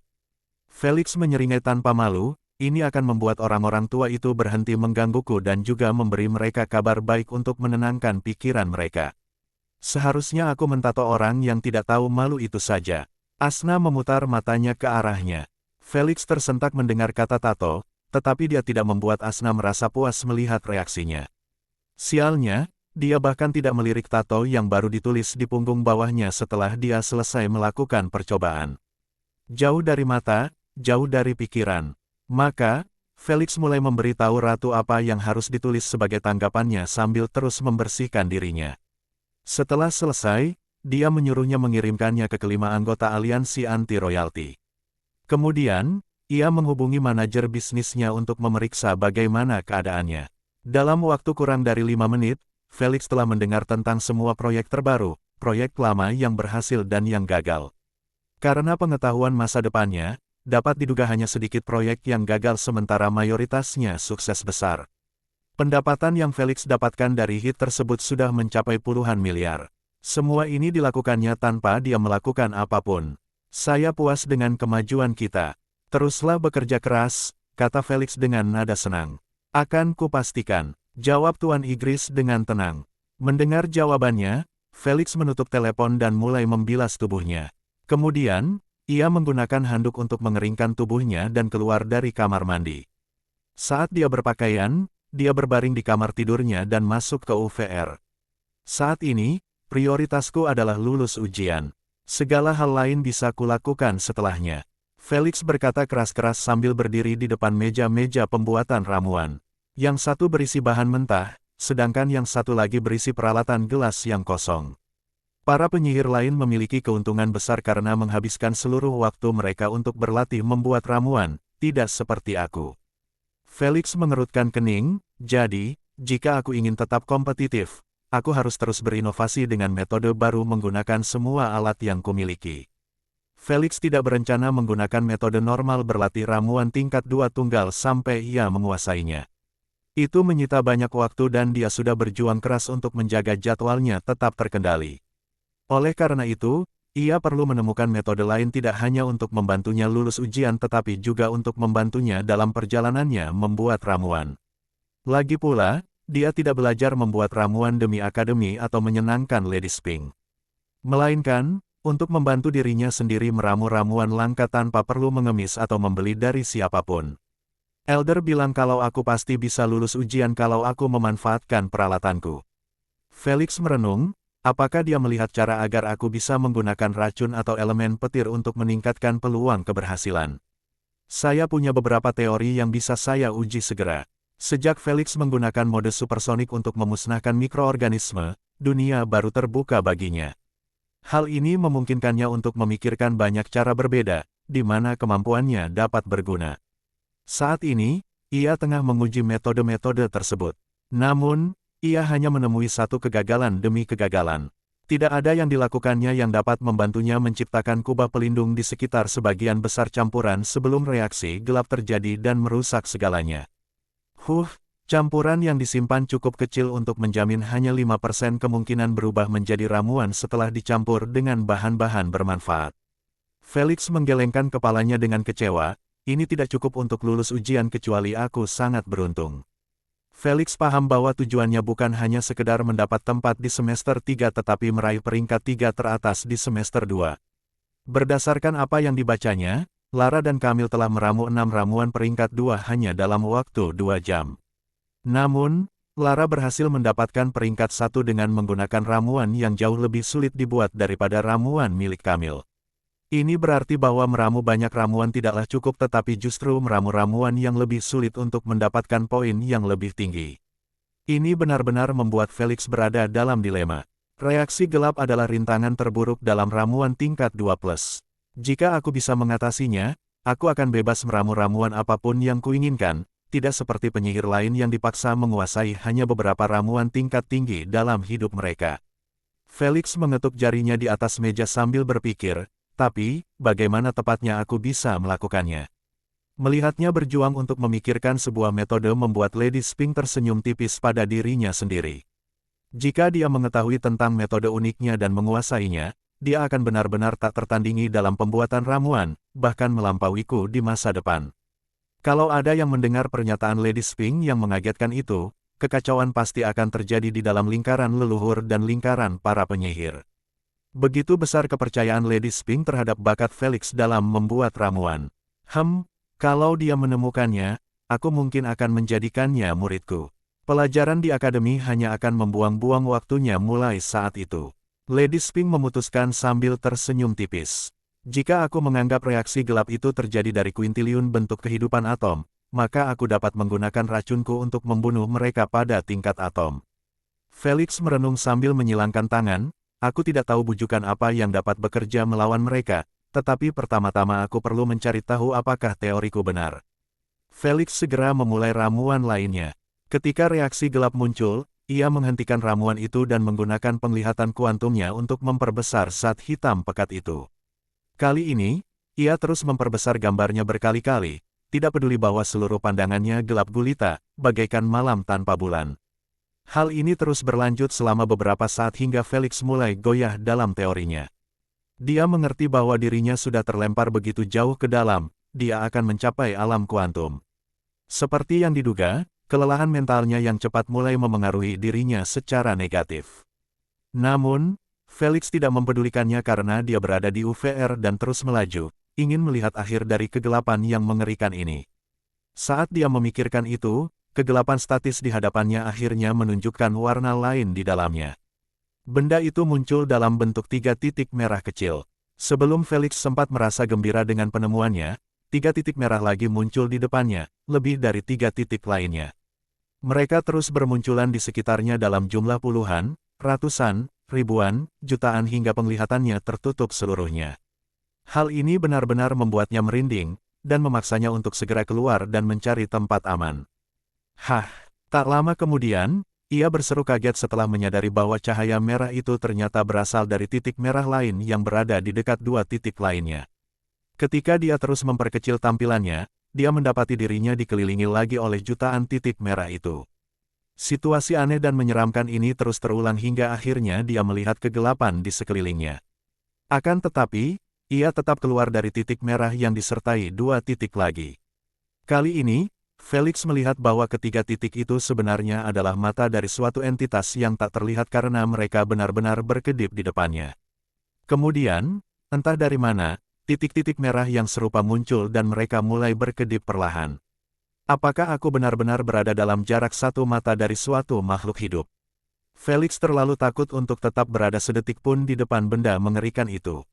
Maka, ia segera melesat keluar hingga kembali ke dunia nyata. Segera setelah itu, dia memijat matanya yang lelah, merasa seperti baru saja mengalami salah satu perjalanan mabuk yang terburuk dan paling menyeramkan yang pernah ada. Bagian yang paling menakutkan adalah kenyataan bahwa dia tidak melihat satu pun atom atau partikel. Sepertinya bentuk kehidupan itu tidak berasal dari alam semesta ini dan mengikuti serangkaian hukum dan aturannya. Sekarang bukan saatnya memikirkan masalah-masalah itu. Ketika dia sudah bisa menyesuaikan emosinya, Felix kembali mengaduk ramuan itu dan melihat bagaimana zat gelap itu menghabiskan seluruh campuran itu dalam waktu kurang dari beberapa detik. Dia memperhatikan proses itu tanpa bersuara, tetapi hawa dingin tak dapat menahan menjalar di tulang punggungnya setelah membayangkan kuintiliun monster mengerikan itu berlarian di atas campuran itu. Dia mengerti bahwa ukurannya seharusnya terlihat jika seseorang menggunakan mikroskop yang bagus. Jadi, dia bertanya-tanya mengapa ini adalah pertama kalinya dia melihat mereka meskipun dia telah membaca banyak buku mengenai reaksi gelap. Itu karena sebagian besar penyihir yang mengetahui kebenaran tentang reaksi gelap itu semuanya terkena dampak negatifnya. Lady Spink menjawab dengan tenang. Felix menutup mulutnya rapat-rapat dan mendengarkan dengan saksama, mengetahui bahwa Lady Spink sedang memberinya sesuatu yang cuma-cuma. Konsentrasi penuh adalah hal yang harus dimiliki selama pembuatan kubah pelindung untuk menyelamatkan sebagian besar campuran. Namun, bagi para penyihir yang tahu tentang apa yang tersembunyi di balik zat gelap itu, konsentrasi mereka akan terpengaruh secara negatif karena mereka terus melihat pasukan makhluk hidup yang menakutkan itu, mencoba untuk menyudutkan mereka. Lady Spink mendesah kecewa. Benarkah? Kelopak mata Felix berkedut mendengar hal itu, merasa seperti Lady Spink sedang mempermainkannya. Namun, mendengar desahan kecewa darinya membuat dia sadar bahwa dia sangat malu dengan ceritanya. Kenapa tidak? Itu sama saja dengan mengatakan kepadanya bahwa para penyihir merasa jijik atau takut melihat makhluk-makhluk seperti serangga itu. Berbeda dengan gadis yang berteriak saat melihat kecoa, para penyihir itu hanya sedikit terpengaruh konsentrasinya oleh imajinasi mereka. Ini tidak akan jadi masalah jika bukan suatu keharusan untuk tetap bersatu selama fase kritis itu. Tentu saja ada pengecualian pada kasus ini karena Lady Spink menyebutkan sebagian besar penyihir, bukan semuanya. Bukankah sulit menyembunyikan informasi seperti itu dari generasi muda? Tanya Felix yang sedikit terdiam melihat situasi ini. Di mata para penyihir bijak, informasi ini lebih banyak mendatangkan kerugian daripada manfaat. Lady Spink mengangkat bahunya dengan acuh tak acuh, aku juga tidak peduli dengan hal itu, karena mustahil bagi para penyihir untuk memengaruhi makhluk hidup itu dalam bentuk apapun. Tidak ada apa-apa, Felix mengangkat sebelah alisnya karena terkejut. Saat ini, satu-satunya yang mampu memengaruhi makhluk hidup itu adalah aku. Mata Lady Spink berbinar sejenak dan melanjutkan, aku punya metode khusus untuk melakukannya. Metode yang tidak akan pernah bisa diajarkan atau ditiru oleh para penyihir itu. Mendengar hal itu, Felix mulai percaya bahwa bahkan para penyihir bijak pun belum pernah menyentuh mata kaki Lady Sphinx dalam hal pembuatan ramuan. Fakta bahwa mereka tidak berdaya menghadapi masalah besar dalam pembuatan ramuan telah menentukan nasib mereka untuk selalu dianggap sebagai B+ dalam kondisi terbaik. Kau benar, para penyihir adalah yang paling cocok untuk mewarisi sistem pembuatan ramuanku. Namun, mereka bukanlah pilihan terbaik. Lady Sphinx sepenuhnya setuju dengan pendapatnya tentang masalah tersebut.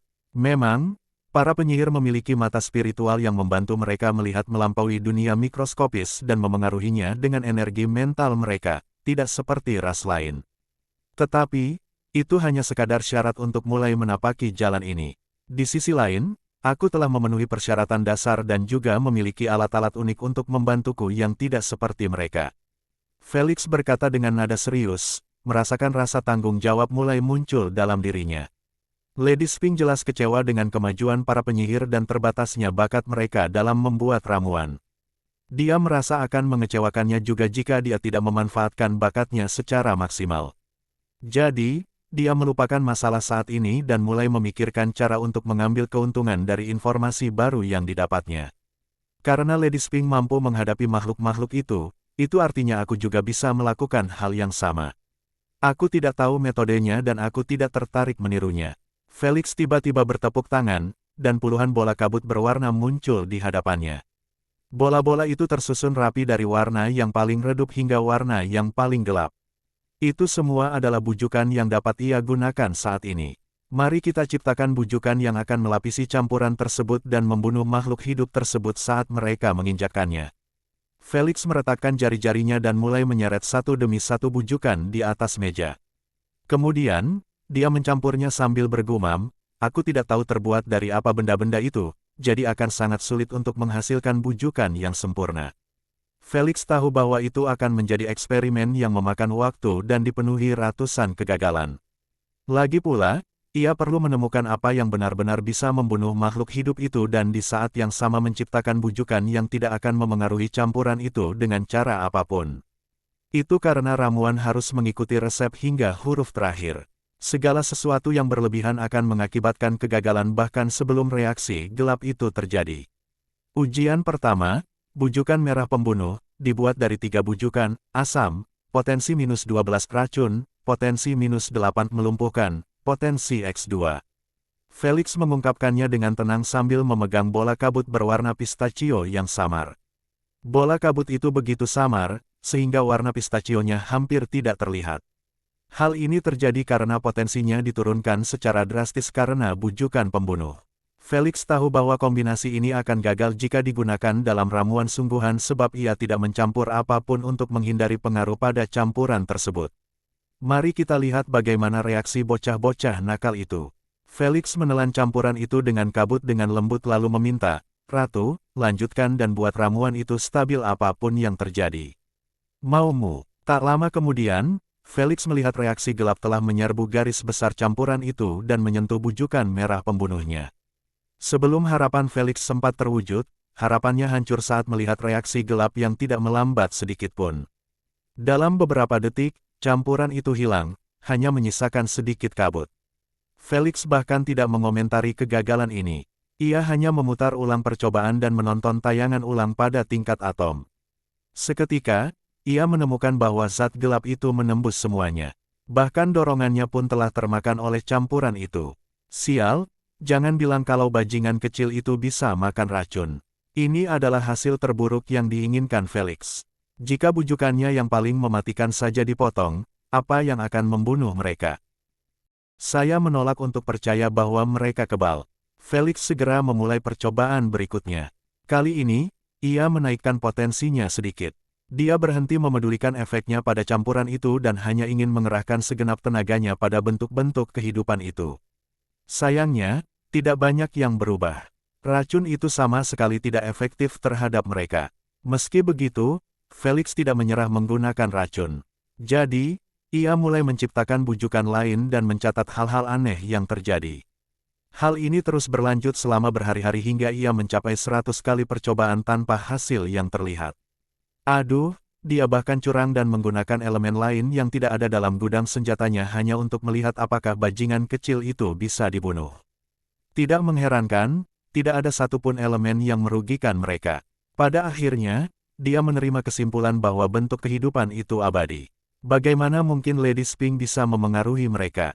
Felix menggaruk kepalanya karena bingung. Dia sudah menggunakan elemen pasir juga, tetapi tidak berhasil.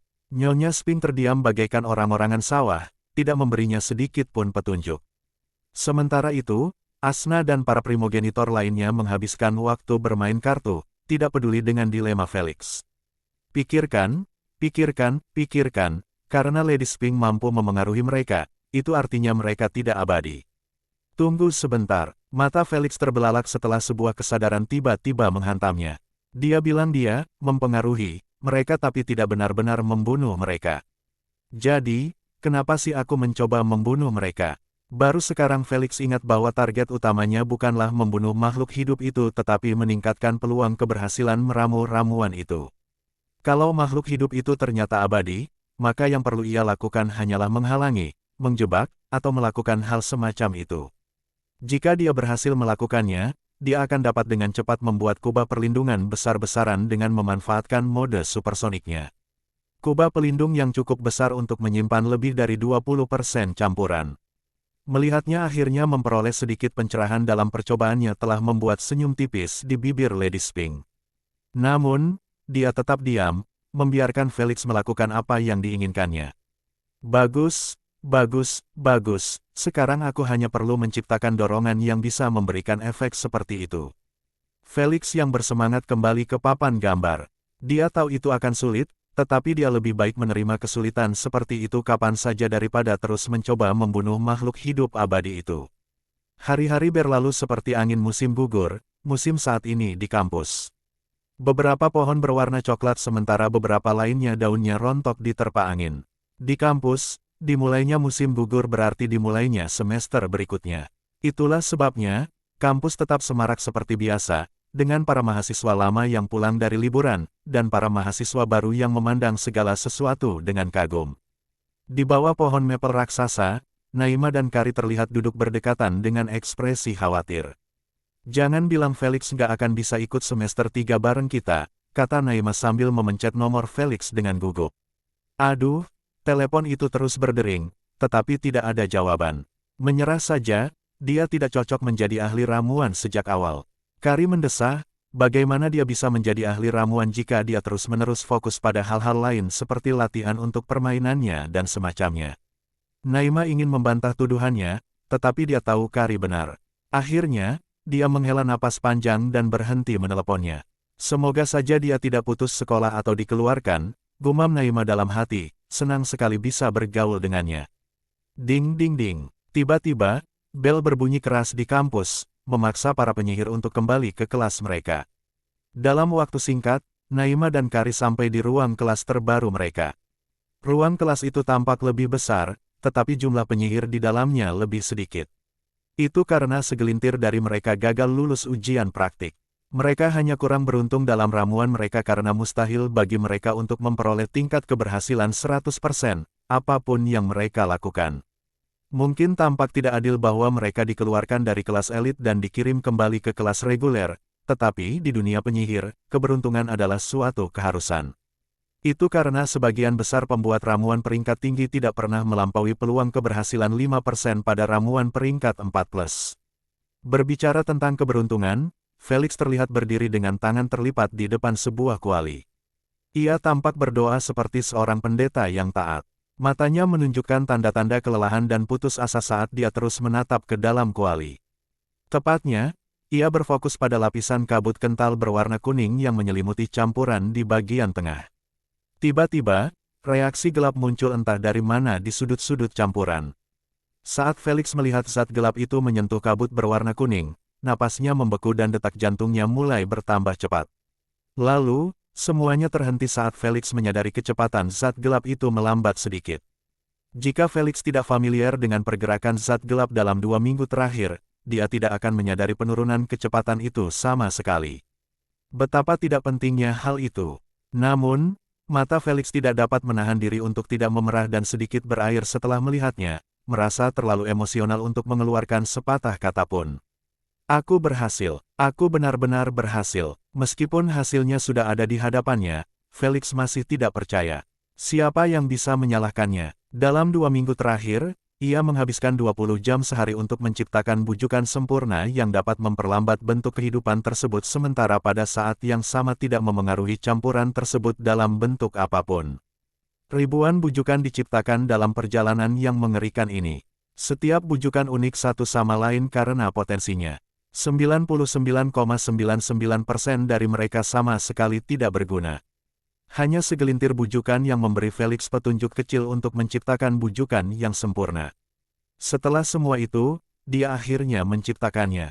Selamat, pencuri kecil. Akhirnya kau berhasil mencapai garis start. Sesuatu yang gagal dicapai penyihir lain sepanjang hidup mereka. Ucap Lady Sphinx sambil menepukkan tangannya perlahan. Ya, kerja bagus. Anak muda. Hehe, lihat dia menangis. Bisakah kamu mulai melatih afinitas racunmu sekarang? Sayangnya bagi Felix, prestasinya yang mengagumkan itu dirusak oleh kelompok tidak berbudaya lainnya, yang sama sekali tidak peduli dengan seni pembuatan ramuan. Mereka hanya ingin melihat Felix melatih tubuhnya dan bertarung. Lady Sphinx menatap mereka dengan tatapan mematikan, membuat mereka terus memainkan permainan kartu mereka dalam diam. Senang sekali akhirnya dihargai dengan hasil yang memuaskan. Felix menyeka matanya sambil tersenyum menawan. Siapapun yang melihatnya akan tahu bahwa dia sedang dalam suasana hati yang sangat baik. Apa nama yang akan kau berikan untuk bujukanmu? Penasaran? Lady Sphinx bertanya padanya. Felix menatap apa yang tersisa dari kabut berwarna kuningnya dan tersenyum. Kuak Mire, aku yakin bujukan Kuak Mire akan berhasil. Nama yang cocok, puji Lady Sphinx. Dia telah melihat dari awal hingga akhir bagaimana Felix berjuang untuk mencapai potensi yang sempurna dan kombinasi bujukan yang sempurna untuk menciptakannya. Terakhir, logika di baliknya. Pada awalnya, Felix hanya menamparkan bujukan dan berbagai potensi secara acak lalu berharap salah satunya akan memengaruhi bentuk kehidupan tersebut. Ketika usahanya gagal, ia mulai berpikir hati-hati tentang sebuah rencana. Jadi, ia mulai membaca lebih banyak tentang reaksi gelap itu. Kali ini, dia membaca buku yang ditulis untuk para Grandmaster dan Sage. Di sanalah ia menemukan bahwa reaksi gelap yang terjadi pada ramuan tingkat tinggi sebenarnya 3 kali lebih lambat dalam mengonsumsi campuran tersebut. Ketika dia melanjutkan membaca, dia menemukan bahwa semakin kompleks ikatannya, semakin sulit bagi zat gelap untuk melahapnya. Itu karena ikatan tersebut perlu diputus terlebih dahulu. Penemuan ini mengejutkannya dan memberinya petunjuk utama tentang logika yang digunakannya dalam bujukannya. Jika para bajingan kecil itu mengalami kesulitan dengan ikatan yang rumit, maka dia harus menciptakan dorongan paling rumit yang pernah ada. Lalu, letakkan itu seperti dinding pelindung di antara itu dan reaksi gelap. Karena rumitnya ikatan tersebut, bajingan kecil itu akan menghadapi kesulitan lebih besar dari biasanya dalam memakan mereka. Dengan demikian, memperlambat gerak maju mereka dengan sukses, memberinya lebih banyak waktu untuk menciptakan kubah perlindungan sesungguhnya dengan menggunakan energi mentalnya. Semua ini tidak mungkin terjadi jika Felix tidak menemukan cara untuk menggunakan bujukan pada campuran tersebut tanpa memengaruhinya. Metode yang ia gunakan ternyata menyita banyak waktu dan tenaga, bahkan untuk dirinya sendiri. Itu karena ia menyadari bahwa satu-satunya cara baginya untuk mencapai sasaran yang ditujunya, adalah dengan membuat bujukannya untuk tidak reaktif terhadap apapun. Jadi, saat bujukan tersebut menyatu dengan campuran, ia tidak akan bereaksi dengan bahan apapun dalam campuran tersebut. Karena reaksi gelap benar-benar menghabiskan segalanya, tidak peduli apapun, ini tidak menciptakan masalah apapun. Seperti ini, bujukan Kuak Mire lahir. Namun, Felix tahu bahwa itu bukanlah metode yang benar-benar sempurna karena bujukannya berbentuk kabut, sehingga mustahil untuk melindungi bagian bawah campuran di dalam cairan. Jadi, bujukan ini akan membantunya memperlambat kemajuan reaksi gelap pada permukaan dan sisi campuran tetapi tidak pada bagian bawahnya. Namun, Felix tidak terlalu khawatir mengenai hal ini karena ia dapat dengan mudah fokus menciptakan kubah pelindung yang hanya akan menyelamatkan apa yang dilindungi oleh bujukannya. Lagi pula, dia tidak bisa menyimpan seluruh campuran jadi lebih baik memilih mana yang akan dilepaskan terlebih dahulu. Seperti yang disebutkan Lady Sphinx, ini hanyalah permulaan dan dia masih membutuhkan usaha bertahun-tahun untuk sepenuhnya mendominasi reaksi gelap seperti dia. Dering-dering, Tiba-tiba alarm gelang Felix berbunyi, membuyarkan kegembiraannya. Sial, aku akan ketinggalan ujian kalau aku tidak pergi sekarang. Untungnya, hari pertama adalah untuk ujian tertulis. Ini akan memberinya waktu untuk berlatih meracik dengan menggunakan metode ini. Pencuri kecil, untuk memberimu motivasi yang lebih baik, aku akan memberimu sebuah penawaran. Tiba-tiba, Lady Spink berkata dengan tenang. Tawaran. Felix mengangkat alisnya dengan heran sambil berpakaian. Asna dan yang lainnya semua menajamkan telinga mereka dari meja kartu, tertarik untuk mendengarkannya juga. Lady Spink tersenyum licik dan berkata, jika kamu berhasil meramu ramuan bintang 5 dalam ujian, aku akan mempertimbangkan untuk meluluskanmu lebih awal dari akademi dan secara resmi mengajarimu seni membuat ramuan. Kau serius? Mata Felix berbinar mendengar tawarannya. Dia selalu ingin menjadi muridnya tetapi dia tahu bahwa itu tidak akan terjadi kecuali dia benar-benar membuat Lady Spink terkesan. Saya tidak suka bercanda, tegas Lady Spink. Kesempatan itu akhirnya datang. Namun, mengingat syarat tawarannya membuatnya sedikit berkeringat. Ramuan tingkat kesulitan 5 bintang 2 tidak akan semudah itu dibuat. Felix tersenyum pahit, aku hanya punya waktu 1 hari untuk mulai mengerjakannya. Mengetahui bahwa Lady Spink tidak suka mendengar alasan, Felix berhenti bersikap seperti jalan kecil dan berkata dengan tegas, aku akan berusaha sekuat tenaga untuk memenuhi harapanmu. Aku sangat menantikannya. Lady Spink tersenyum tipis sambil berpikir, jika dia berhasil, para penyihir tidak punya pilihan selain menerima kenyataan bahwa manusia lebih baik dari mereka. Semoga saja, ini akan mendorong lebih banyak penyihir muda untuk berusaha keras melampauinya. Tanpa membuang waktu sedetik pun, Felix memanggil Sage Dalilia, meminta pengawal untuk datang secepat mungkin. Mengetahui bahwa mereka akan memakan waktu beberapa menit untuk berkumpul dan tiba, Felix memutuskan untuk mencoba meramu ramuan Duskrite. Ini adalah resep ramuan peringkat 2 eksklusif yang diberikan kepadanya setelah memperoleh nilai 1 di semester 1. Pada bulan-bulan sebelumnya dia mencoba beberapa kali untuk meramu tetapi itu sangat sulit bagi seorang pemula seperti dia. Tapi sekarang, dia tidak punya pilihan lain selain mencoba segala cara untuk mempraktikkannya karena ramuan itu merupakan salah satu ramuan dengan tingkat kesulitan bintang 5. 15 menit kemudian, Felix terlihat berlari melintasi kampus secepat yang bisa dilakukan oleh tubuhnya yang terbatas. Lagi pula, ia tidak bisa mengerahkan seluruh kemampuannya dan menyingkirkan kedok bahwa ramuan pelemah itu tidak berguna untuknya. Itu pasti akan membuat kepala sekolah ketakutan setengah mati. Dan jujur saja, semua orang di kampus. Tak lama kemudian, Felix memasuki fasilitas utama di bawah tatapan bingung para penyihir di dekatnya. Dia tidak peduli dengan penampilan mereka karena dia fokus pada peta holografik yang membawanya ke tempat ujiannya. Sesampainya di sana, dia menghela napas lega setelah melihat pintunya masih terbuka dan gurunya belum datang.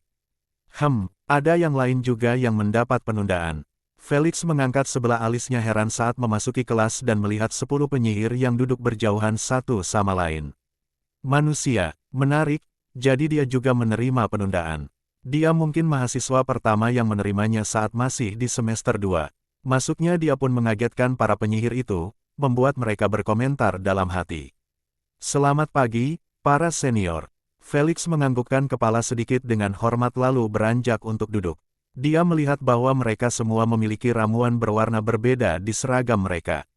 Ini hanya bisa berarti bahwa mereka adalah mahasiswa tingkat akhir semester 5 dan 6. Dia segera ingat bahwa pada semester terakhir, para penyihir akan diminta untuk melakukan perjalanan ke planet terpencil dan menemukan sumber daya mereka sendiri serta meramu ramuan peringkat 1+.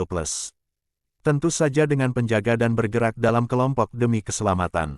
Ini adalah misi tugas wajib bagi penyihir manapun karena mengajarkan mereka kesulitan mendapatkan sumber daya dengan tangan mereka sendiri.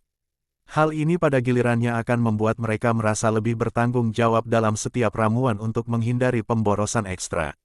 Dalam kasus yang jarang terjadi, beberapa penyihir akhirnya tidak menemukan sumber daya untuk meramu ramuan apapun dalam waktu yang ditentukan. Oleh karena itu, mereka diharuskan menghabiskan lebih banyak waktu di planet terpencil itu hingga akhirnya meramu ramuan. Hal ini mungkin terjadi pada para penyihir, yang membuat mereka kehilangan ujian. Hai manusia, apa kamu bisa menghilangkan kebosanan kami dengan memberitahu kami alasanmu tidak lulus ujian? Pasti hebat sekali bisa meyakinkan kepala sekolah agar tidak langsung membuatmu gagal. Seorang wanita cantik berambut coklat bertanya sambil mengisap lollipop dengan riang. Telinga para penyihir lainnya menjadi lebih waspada setelah mendengar hal itu. Mereka pun tertarik mendengar ceritanya karena mahasiswa semester 2 tidak diberi penundaan kecuali mahasiswa tersebut dalam keadaan koma dan tidak dapat dibangunkan meskipun sudah menggunakan semua cara yang mungkin. Yang sejujurnya sangat tidak mungkin. Felix tetap menatap mereka dengan serius dan menjawab, saya koma selama lebih dari 2 bulan tanpa ada sarana untuk dibangunkan. Para penyihir itu terdiam, mengira Felix menggunakan alasan yang jelas untuk menyembunyikan alasan sebenarnya. Cek, nggak usah bohong kalau nggak mau jawab. Manusia memang penuh omong kosong. Si rambut coklat mendecakkan lidahnya karena kesal. Para penyihir lainnya tidak berkomentar tetapi ekspresi jengkel mereka cukup untuk membuat Felix yakin bahwa mereka memiliki perasaan yang sama dengan penyihir berambut coklat itu. Tapi, aku tidak berbohong. Felix bergumam pada dirinya sendiri dengan ekspresi bersalah.